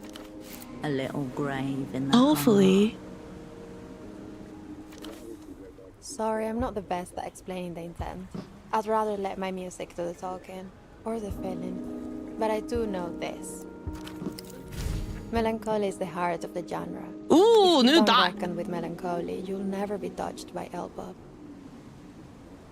I do like melancholic songs. I am one of those people who love either dramatic or melancholic songs. I'm like, wow. Trust me, I understand melancholy. Sad music for sad people, got it. Nothing to see there. Isn't that just human condition? Happiness possible, melancholy inevitable? I mean, yes. Of course it is. But it gets sweeter the more intimately you know it. I do. I do too. Sucker for a minor chord. Oh, I love it. A song can communicate with you like it was made only for you. It's a psychic medium. Elpop will catch you unawares if you're not careful. That one seemed that line seemed insidious. A little bit. I prefer my soul to be music to rouse my soul, not Does that not rouse your soul too? I don't know. I'm a very I literally like ballads a lot, and it just like makes my soul like, oh. A lot of music and a lot of money in making music people feel things. Music should make you feel things. I'm ready to declare this summit of artistic expression. A passing fad, probably genres come and go. Sounds like a warning. A bit. No, not at all. It's just heavy. It's not. I totally. It feels. It felt right, like threatening. It clings to you.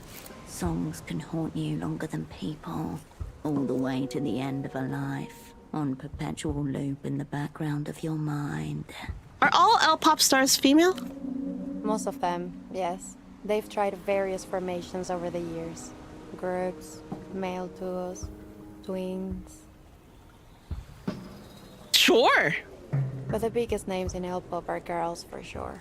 16 to 30. You know, funny enough, once you hit 30 in K-pop, you're just like, you're washed up. I'm convinced there's a huge number of movies that are only considered good because of the soundtrack. Interstellar with mediocre soundtrack would have brutally fallen. I agree. Oh my god, some of I definitely agree. Oh my goodness, Hans Zimmerman, one of the single-handedly raising the bar for good music. Ugh. Film. What's it called? Film scores are just so good. Like it really makes it if it has a good film score. Not wait, what did she say? Not a lot of time to make an impact. That's a lot of time to make an impact. Like once you're 30, you're just like, what? It must be inherently sad of 20. Must be the inherent sadness of 20-something females. Don't say it like that, Hirsch. Not a lot of time to make an impact. Burn bright, then burn out. That was the motto in La Fábrica. What do you write about in your lyrics? My life, mostly.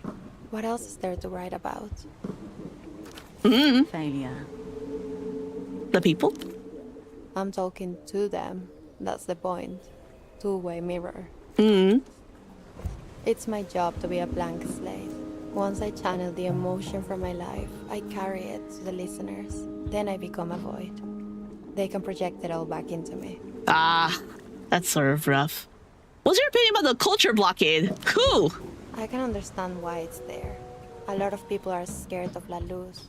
But I'd like L-pop to spread further across the world, as far as it can go. You know, there's as for the K-pop scene, because there's a lot of references. I think she is amalgamation of a lot of like references and a lot of like artists. But a lot of it also comes from like K-pop, which I know like the most intimately. The culture from Korea called the Hallyu wave, and this whole thing of like wanting music and the Korean culture to come is very much it. And they did promote with like BTS and all that. It's like that's the culture they wanted to push out. So that's it. There should be no blockade on music, no limit to where art can reach. Interesting. Cover The Moon is Dark When I'm Gone. What's that one about? I took some inspiration from an old Lucian death rite. It dictates that you cover all mirrors in a shroud for 3 days after someone has died. Why? Why? To make sure that that person doesn't get trapped in the reflection. You don't see it much in the cities anymore, but in the smaller towns and villages. I remember they did it at my grandmother's funeral. I found it very striking as a child. A 6-year-old girl slowly lifts the corner of a heavy white sheet with frayed edges. Behind the sheet is a mirror. There is no one else in the living room. The girl catches a glimpse of herself and drops the sheet in shock. Anyway, I had this dream one night where I was trapped in the moon. In the moon, not on it? Yes, inside. Like a gigantic mirror ball. Ooh. It was more like a nightmare, to be honest. And so I thought, when I die, Someone needs to cover the moon with a giant shroud for 3 days, so I don't get trapped in there. I hope not. True dark. No light in the night sky. Would it help if it was like a new moon? It is not there. Then I took that image and wrote the song. Pretty heavy subject material for mainstream pop. I think it's relatable. Can't argue with the charts. Isn't L-pop just another weapon for Lelou's massive cultural victory scheme? There's an element of propaganda, yes. Unavoidable in a state which actually values its culture. Would say. Like, where we are right now in this environment, every state values its culture. I don't think it's a... It seems a little bit rude. You see what I'm saying? She knows her stuff. She does know her stuff. Not speaking with its. Oh man, she is a losing spy. Oh, she's a losing spy. Good on you for getting getting out of all that. You're the big guns. Your place is on the front lines, turning propaganda hits. Am I blaming her? Maybe. Should she hear it? Probably. Am I going to say it to her? No. Good on you for getting that all out. Thanks, but I'm not out of it yet. One foot is still trapped. Okay. 1 foot in the Empire, 1 foot in a shadow. What are the Super Series epidemic statistics? I don't think anyone keeps a record of that. Someone does, I guarantee you. We do. Maybe. You'd have to ask the Ministry of Mass Culture. Yeah, we're gonna kill him. No problem, Hirsch.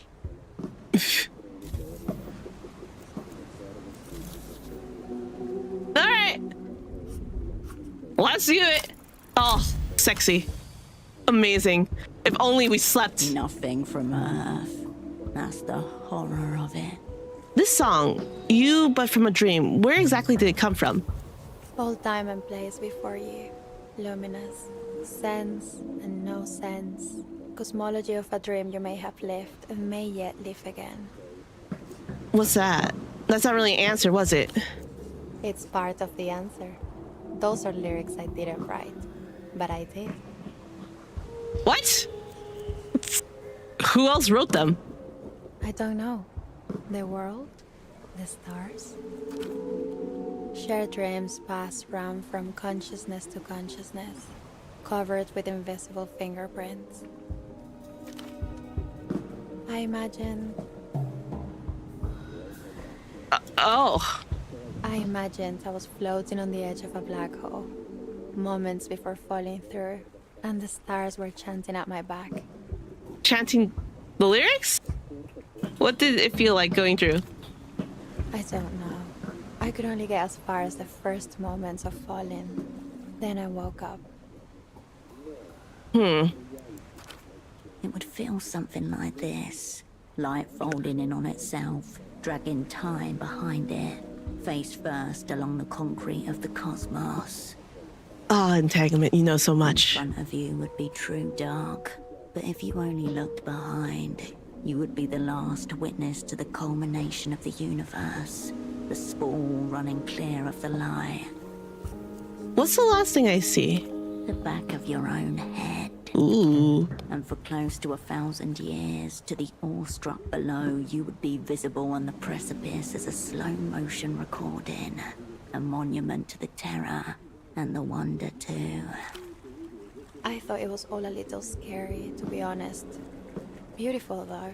I'm very sorry about your partner, Hirsch. Honestly, I never meant to hurt anyone, but I didn't really write that song. Did she? Something else did. About the red disc. It's not mine, as such. Okay. L Go pop. ahead. No Okay. problem, Hirsch. Opinions about music. Okay. They may be I never know if stronger than Entanglement is you're just bullshitting us or is actually telling us something real. I think it's telling us something real. Taking it in face value.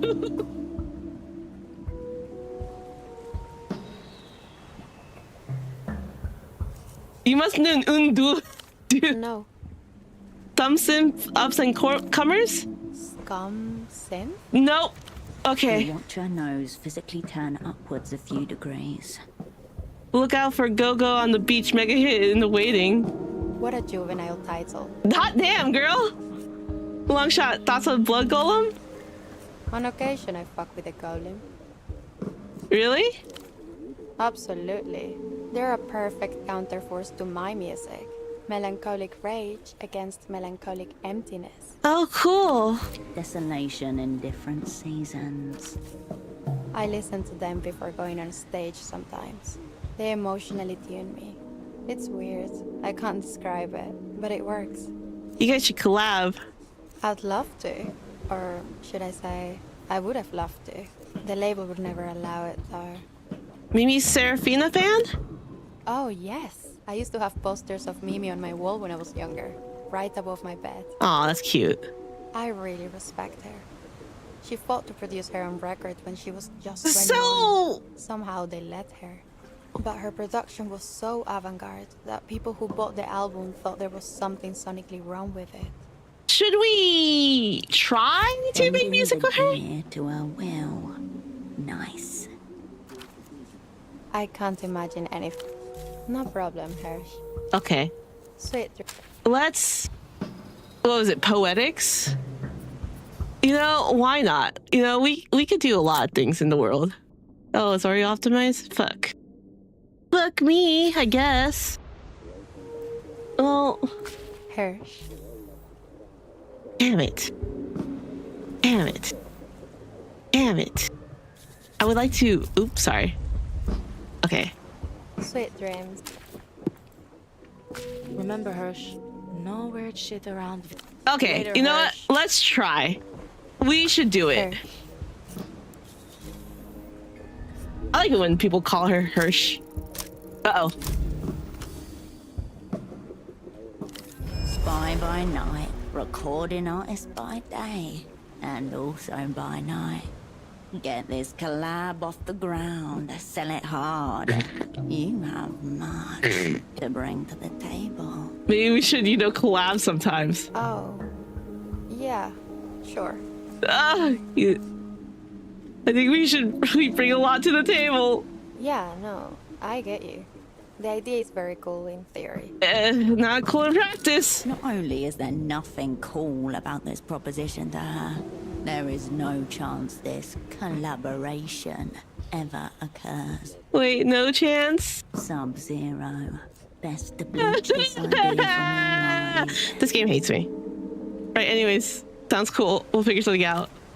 Definitely. Definitely. Magnitude of setback, enormous. Failure rating, spectacular. Morale damage, catastrophic. Yet not unfamiliar. Shh. It's not mine. Don't tell me more. I'm feeling it already. Could I have done anything more? I could have. Also, there's an achievement if I raise a skill to its max, so I'm gonna do that. Modifiers -1. Oh, clothing. Anyways. So what's the new thought we have? The infallible melancholy of L-pop. +1 poetic censors Lucian culture gossip when showing contempt for L-pop. Well, we can't. I don't think we're going to talk to. Actually, no. We do dissent on L-pop a lot. The cuddly dolphin glazes the wall with a blank stare of a war veteran. Well, I'm sorry, guys. We're not gonna collab with the Lalusian pop artist, which totally probably would have not be pro-communist, which is, you know, that's okay. Find a cupbearer to stand by you. Melissa thinks Yana may be potential, but she seems preoccupied.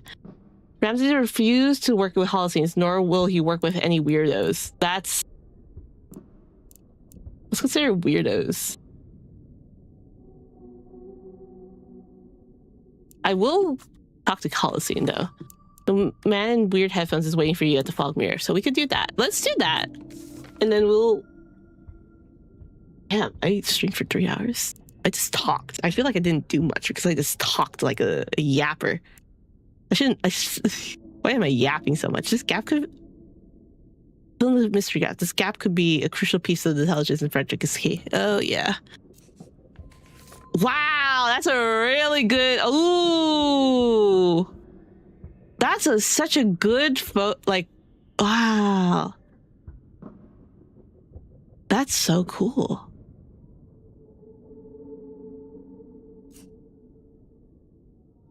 Which one's temp? That's really cool. Some of these are really cool. The post pictures are really, really interesting. Oh. I love this one. It's so cool. 50% yeah. And the game is good. I know. We're gonna take like months. We still take months to finish this game. What's this? A two-flea line is a sweet nester, sneers at you from the stucco. Stucco. I hope you know. And you still look like that. Fuck you. Have you heard of La Fabrica? Obviously. It's where they train all the L-pop stars. Everyone who's worth listening to Ow, my comes neck. out of there. I wish I'd been born in La Luz. You think you would have gotten into La Fabrica? Why not? Good. Girls like us, we're probably not hyper tier. Like almost no one is hyper tier, obviously. Or it wouldn't be hyper tier. Are you saying they don't got it? But I heard if you don't make it all the way in La Fabrica, you can still become a dancer or even a background singer. Don't tell them you meant V. Sure. I look awful. Herschel, before we go meet a man, look presentable. Get this off you. Get that off of you. Actually, keep that. Get that off. Get these off. Get these off. Okay. Let's at least look somewhat nice. Doppelgang? Do that. These are also good. What do we need? Held item, hand, records, more records. Okay, Herschel looks decent. She doesn't look awful, which is the point.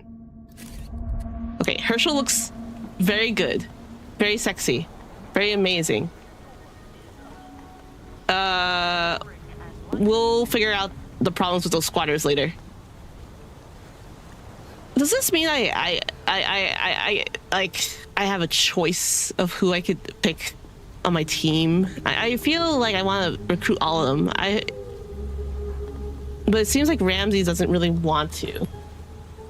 Doesn't want to work with Holocene, which is a little bit sad. All right, guys. Last thing we're doing today. This may be long either way. Fine cold day, bucko. Didn't expect that voice. The man doesn't alter his posture, but follows your movement with unblinking eyes. He's tense. Dang, I around the missed shoulders, the whole stream. twitchy at No. the edges. We do the incrementally. And the VODs are always still here. The VODs are always still here. You can always watch the VODs, and also it's on YouTube, which is great. Grubby little place, but it's got some color to it. I'm a diehard patron, actually. It's not as good as it used to be. First time in Portofino? First time in this part of it, let's say. Well, could have went after you shot me. Are we sticking to the trade names or daring fate with the real ones? Oh! Whatever you say, do not say Herschel. Well, we're definitely not going with Bucko. Then what will it be? Cascade. Don't shoot me! Okay. You shoot me. I don't want another bullet. My Kaleidoscope. It's a secret treatise. kaleidoscope. Interesting. And doomed spies. I'm very scared that someone's gonna shoot me in my arm. This man is partial to a loaded gun. Yeah, the Given drama. the last encounter, you should be in control of the bullets. I only have 2 bullets in me. I wouldn't call that bullet ridden. That's just 2 bullets more than the average person. Questionable code for operant. He looks down at his right sleeve and smooths out a crease with a measured hand. Oh, I'm scared. When it comes to cool jackets, I can't help myself. Unfortunate habit. This one is a singular piece. The inner lining comprises 88 distinct hues, styled after the wings of the Dream Eater crescent butterfly. I know a guy that would be very interested in that. By night, the Dream Eater Chrism drinks the tears of sleeping birds. By day, its brilliant ventral display wards off its natural predators. Where did you get it? Courtesy of an East Coast tailor. I was on assignment over there a couple of years ago. I had a personally significant dream one night, and when I woke up I saw 3 Dream Eater Chrisms perched at the headrest of my hotel bed. That's actually pretty cool. Wait. I dig it. The next day, I commissioned a jacket. Oh, that's actually even cooler. When you commission clothes, oh my god. I wish there were more like tailors like that where you could just commission clothes and a more reasonable price. I don't want like not $1,000, but like a few hundred, definitely. A few thousand, I'm a little bit poor. I should sew. I should learn how to like use a sewing machine. I should just do that myself. What was the dream about though? Did the butterflies drink your tears? Very possible. They didn't fly away when I left the bed, but by the time I came back that night, they'd gone. How do you even spy with those headphones on? In style. They're anechoic. Custom job. What does that mean? Anechoic. The obliteration of outside noise. A perfect shelter from the world. Are you frequently overstimulated? The opposite, actually. Music takes me there. Dude, me too. I was expecting something more official than a postcard. Yet, here you are. I understand you're on the market for second-hand goods. I'm interested in exotic imports. I was hoping we could explore a transaction. Sure. That confirms it. He's after the pop star. A massive sign marked nonce flashes red in your mind. I may have changed my outfit to not be ideal for this situation. I will be honest. I just want to look good, guys. I may have some experience in ultra exotic. I could do you a great deal in the super block socks. I don't go in for single color socks. Here's my pitch. I will get any and all information you want out of the Lucian prisoner. I could do that myself. In return, you give me any and all information about the whereabouts of Ultravioleta. There it is. The moon. The missing pop star? What makes you think I know where she is? Because I suspect your friend Temple Ilsur has kidnapped her from Luz and is currently holding her hostage somewhere in the city. Who's Tempo? The opera asset. Your asset. You're talking crazy, man. Wow. I think not. Worth a shot. It was worth a shot. Amto is trying to defend Luz's most valuable cultural export, the play of plays. Emter wants to recruit V? V? Everyone calls her V, man. I do not. I take it from this that you've met her. Oop. My bad. Oopsies. I accidentally revealed I'm a bad spy. Oh my god. I'm a bad spy. Herschel's a good spy. I'm just a bad controller.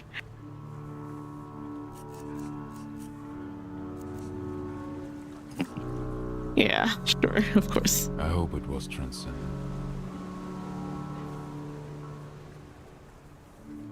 I'm assuming he's a fan. Emta are not trying to defect me. I'm sorry, that won't work for me. Emta are not trying to defect Ultravioleta.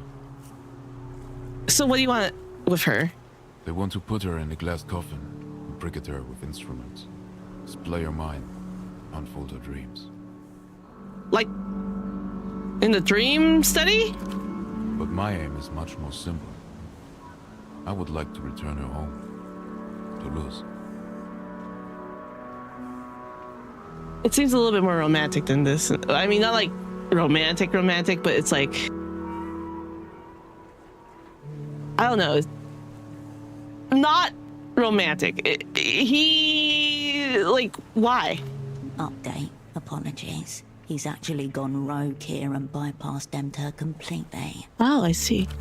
He's not playing with house money. He's got his own chips down. Interesting. What if she doesn't want to go home? There's something perverted in the way that you're speaking out this. Very considerate, was a very nice guy. I don't care what you want to do with her. Now, that's not true. We care a lot. At least I care a lot. What if she doesn't want to go home? Of course she does. No echoes from the throne room. A hollow divide between monarch and subjects. She must return. Ah, he is very devout. I've stated my terms. What say you, Bucko? We need to talk about the facts that you... We need to talk about the fact that you shot me. I shot at you. It was a warning shot. No, the bullet went in. Show in the wind. Yeah. Yes, I was there. I remember. All I can say is I intended it to be a warning shot. You just happened to step into my line of fire. You're acting like this is my fault, sir. I clearly tried to avoid it. And you are saying that I stepped in your bullet? Oh my god, as if I, the Herschel, the Cascade, operant, the glorious spy, would be so dumb enough to step in the way of a bullet.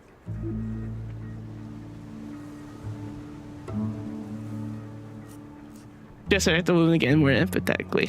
Point taken, Cascade. Next time I aim for you. And chances are it will miss. You took my double off the board. Did you take her double off the board? Glasses, double-breasted jacket, air of nervous dread about him. Yeah, sounds about right. My apologies. I didn't expect it. Though I can't help but feel I did the Operant Bureau a favor. He's really dead? You did? You definitely did not. Not some kind of bluff. Genuine. Why you sound so surprised? Throwing out one of our operatives is a strange kind of favor. Usually I would agree, but the cold truth which you may not want to hear? Your friend told me he was a spy. Outright. I mean, we're both spies here. Almost tripped by your own shadow.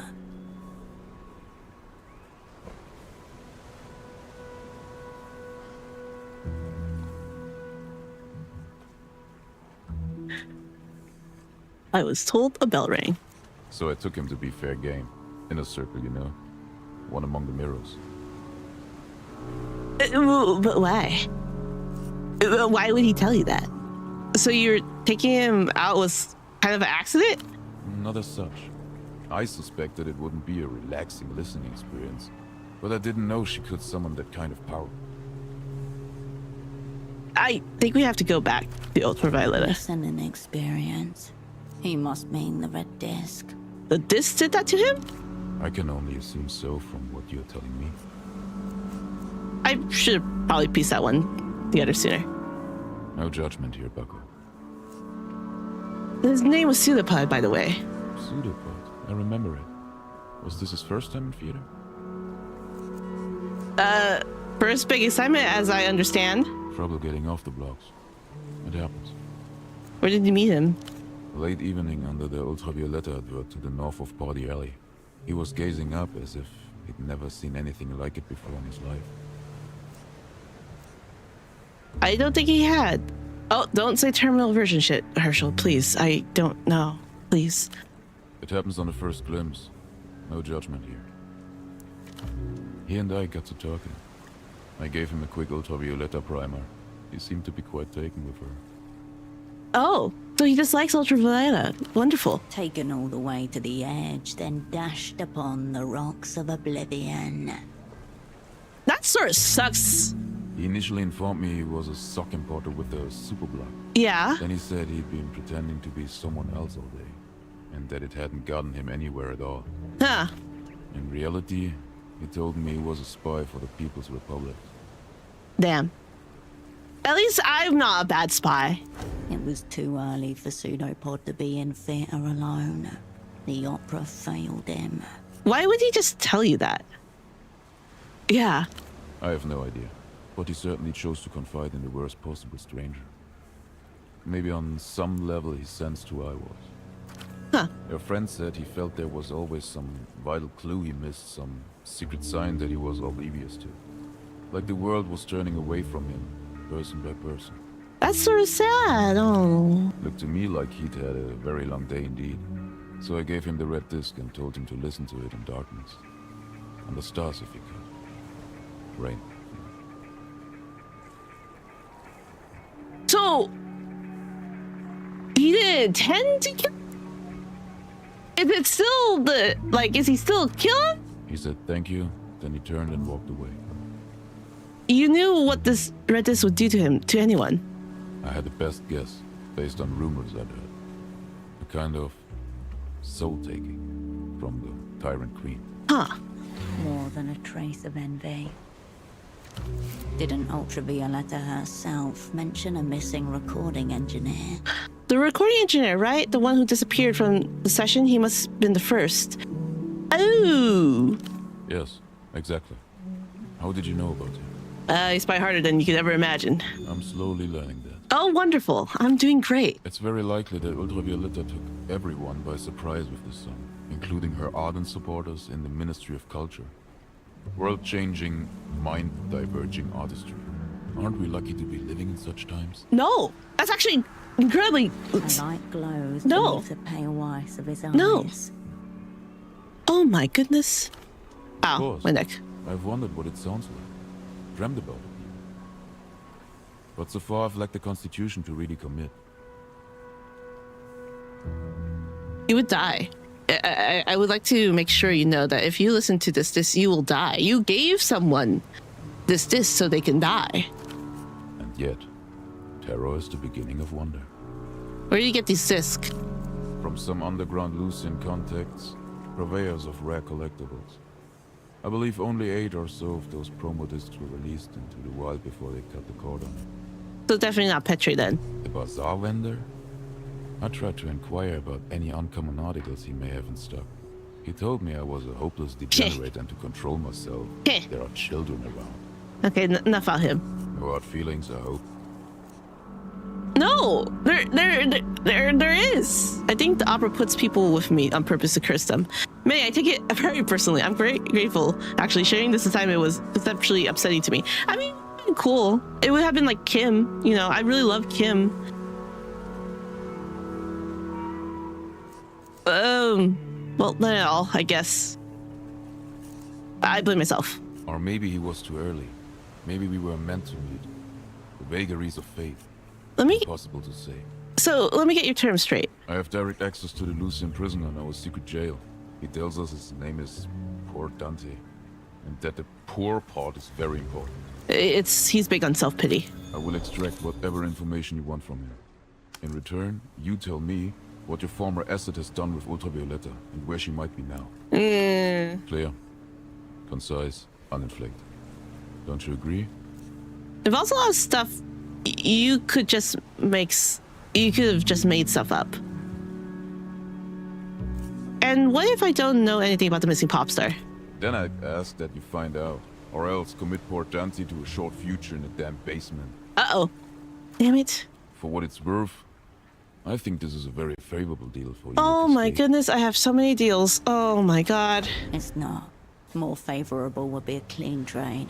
The prisoner for the girl. And hand V off to this weirdo? What use do you have for a fugitive Lucian pop star? She's a critical piece. Player. I am responsible for my assets' actions, and thus I should honor whatever he said, I guess. Maybe. I don't know. No commit necessary at this point. String him along. Feel him out.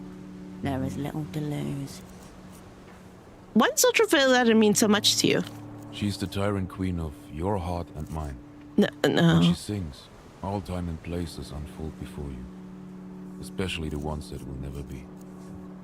If you see everything before you, what's behind? Are you saying that she's so cultural she's living in the future? There are things behind worlds that are meant to be seen by humans. Those are the glimpses she conjures. If you don't let her in, she'll storm the gates anyway. As tyrant queens are wont to do. What makes UV special? There are hundreds of other L-pop artists out there. Before that, we must look at L-pop as a phenomenon. Ultravioletta represents the perfect alignment of artistic voice and genre. L-pop is a world engulfing I feel bad though. cultural event that is nothing less than the dominant mode of popular expression in our age. A new constellation we eager Star Watchers are privileged to witness the birth of. So it's just music you're really, really into. Dominant as in world domination techno-fascist variant? There is an unfortunate political aspect to it. But that's far less relevant than how it can move the soul. That is universal, across ideologies, as your friend found out. I'm a little bit worried. People think it's cool to denigrate pop music.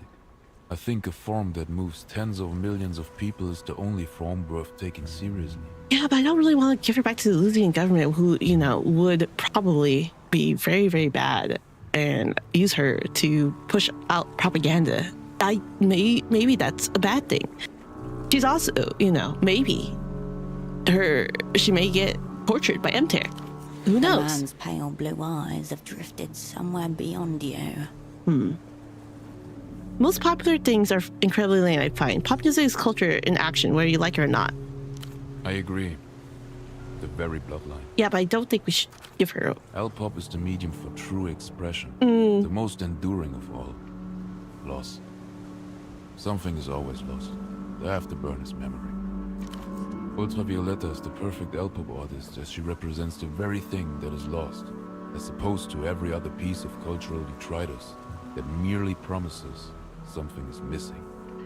And now she's actually is missing, so kind of fits the whole vibe, right?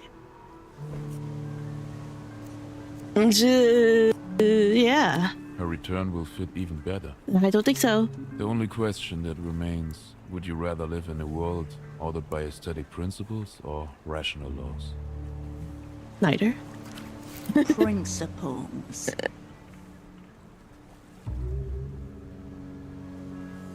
Aesthetic principles. A rational law.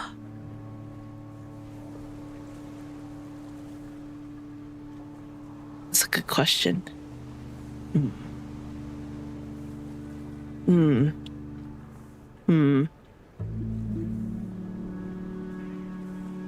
Rational laws can be so inflexible, but principles can be too loose. Things fall through the cracks, but then things cannot be altered. I don't. That's a hard question.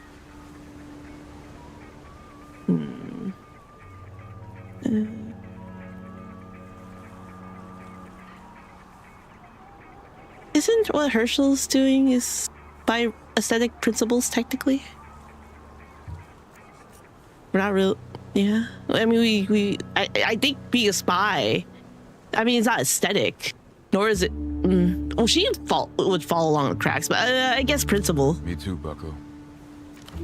L-pop is an untamable principle Ugh. that makes it dangerous. Sadness and loss, yes, but in the most beautiful form you ever encountered. It is unblinking ferocity, a white-hot sun, and it can change people. I do believe music can change people. Yeah. Where did you first hear Ultravioletta? On assignment, actually. In theater. Just like your unfortunate friend. The Felix Kaido incident in Teleco, 92. Felix Kaido. The name knocks loose some rubble of memory. Revolutionary. Aeroplane. Tragic end. Ooh. The first of many transcendent experiences. What's she like? Up close. I've always wondered. I don't know. I've never seen her. Tries to underplay it. Jars the cadence. Damn. There's something eerie about her. She's cool. I like her. Yeah. Cool. Well, yes. I'm sure she is dead. I'm not gonna tell her more. My sympathy seems like you got a terminal case of last. No, don't say that. I have a counter offer. No info, just a person for person trade. Interesting. I don't think I could commit to that yet. Tell me more about the Felix Kaido incident. You haven't heard of young Felix? He's one of yours. A shadow puppet with a high-level operate? Low-level. Oh. Damn. The cut and thrust of the incident was a hostage crisis in Teleco at I did not read that well. Year 92. The militia Ruben Rouge had hijacked the plane and 36 hostages. So far, so socialist. The militia Ruben Rouge, or MRR, an extreme communist fringe group who have slipped further and further into darkness over their 10-year campaign. How did they hijack it? Small domestic flight. They took it over while it was in the air with nothing but 2 handguns and 6 knives. Then they forced it to land at San Covetta, a disused TAF base. They had delusions of flying it all the way to the superblock, once they completed their aims. But in true revolutionary tradition, they didn't think that one through. Domestic flight, domestic fuel load. What do they want? That is... To delay, or ideally void, a major trade deal between Teleco's caretaker government and Emter. Yeah, okay. The Sure. soul of the state on the line. But after 20-odd hours of standoff, one half of the MRR got a little weak at the knees, which fractured them into 2 camps. Oh no. The first camp felt that their political point had been clearly made, while the second felt that, while it may have been made, it had yet to be underlined. So what's the solution of that? I can only see not good. So, to underline it, Felix Kaido murdered his dissenting comrades in cold blood, then demanded to negotiate with Emter directly. God damn it. It's not what I would assume. Actually, there is sects of communism or communist theorists that do say that the vanguard should eliminate mild dissenters, which I don't fully agree. That's not what we should probably do. But I have read some sect of leftist theories that has this anti-dissenters, which is very, I don't know. It seems, I don't know. Somehow some communist theory, I'm like, this is a little authoritarianism, even though it was like proletariat. I'm like, this is weird. I mean, that's why I'm not a Leninist. Or wait, he killed his own friends? That sounds insane. Evidently, he took quite a dim view of both neoliberal monetary theory and lackluster communism. Okay, yeah, that's very fair. Post-violent schism. We got called in to drop the curtain on the whole affair. Whiffs of dust blown by helicopter blades, thuds of boots on ground, billow of trench coats, steel cackle of assault rifles. The empire without territory descends. Emter sent you in to negotiate? Negotiation had manifestly failed by the time I was summoned. Oh. Next up, eradication. They sent you in to kill them. As I recall, the official objective was to stabilize the situation. different nuance. What does stabilizing the situation mean to you? Result. Nothing more stable than a corpse. Exactly. What happens next? We secured the airfield perimeter, and then began blasting one of Ultravioletta's songs through the siren system. Ooh. On repeat. The first time I heard her voice. Oh god, that's actually terrifying. Valkyrie pop. Chance of war. On repeat, you must have really liked it. It was strategic.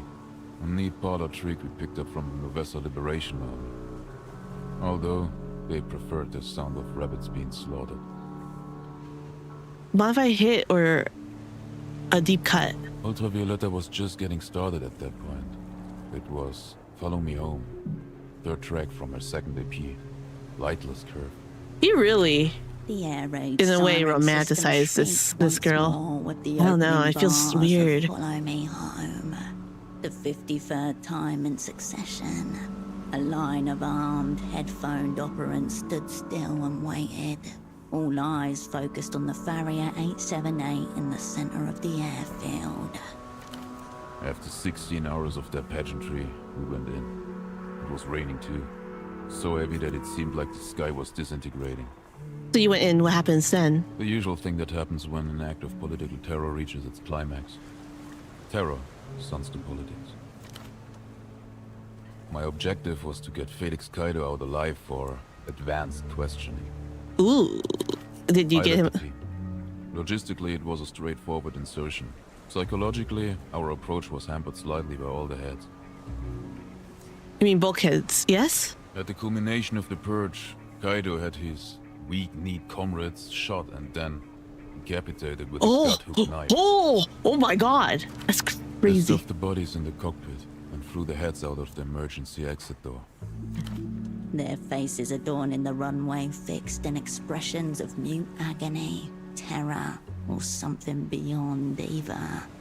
The demand from the newly crowned lineal MRR That's was to crazy. leave the heads of the traitors exactly where they fell, or they would begin executing hostages. Oh no. On the side of the aircraft, in hand-smudged blood, written by Felix Kaido himself, the words, "Witness, tremble, victory." That's horrific. It what? No contingent devours themselves alive quite like the hard left.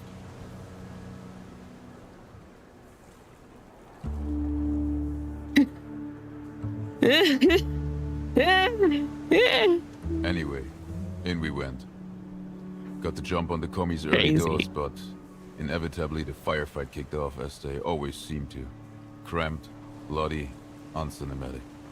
The ricochets were relentless. We finally got Felix out alive, snapping and snarling like some rabid thing. A bullet glanced into his right eye socket. Ooh. It was leaking down his face. I remember clearly the ragged tendons hanging over his cheek, like Wait. curtain tassels. Why didn't you just put him out of his misery? Because, Bucko, I still had to interrogate him. What did you get out of him? Near zero, we talked for several hours. Or more accurately, I talked, and Kaido sat there staring wrathfully with his remaining eyeball. That's Eventually crazy. he was shot, twice, in the back of the head. Damn, that's intense.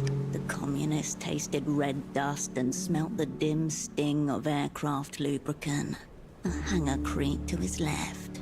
Behind, someone loaded a revolver and mocked his cause in a language he didn't understand. Gun pressed to his parietal bone, he tried to conjure an image fit to die to. Before he could form anything more than a vague outline, the bullet bit into his head. But they shot him twice. And that was the ballad of Felix Kaido. Damn, that's crazy.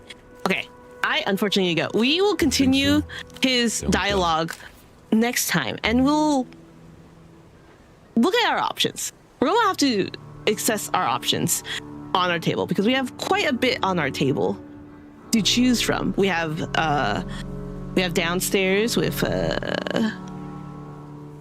Bowser. We have the man in the M tier or the Weeping Eye guy, and we have this man, and we have our poor Dante. So we will come back in maybe tomorrow. I don't. Okay, let's say no tomorrow, and if not, I'll post something on there, on the little notification. So thank you guys for coming, guys. I will miss you. I hope you have a wonderful weekend and have a lovely night or morning or wonderful time zone. I will see you guys later, guys. Goodbye. Bye.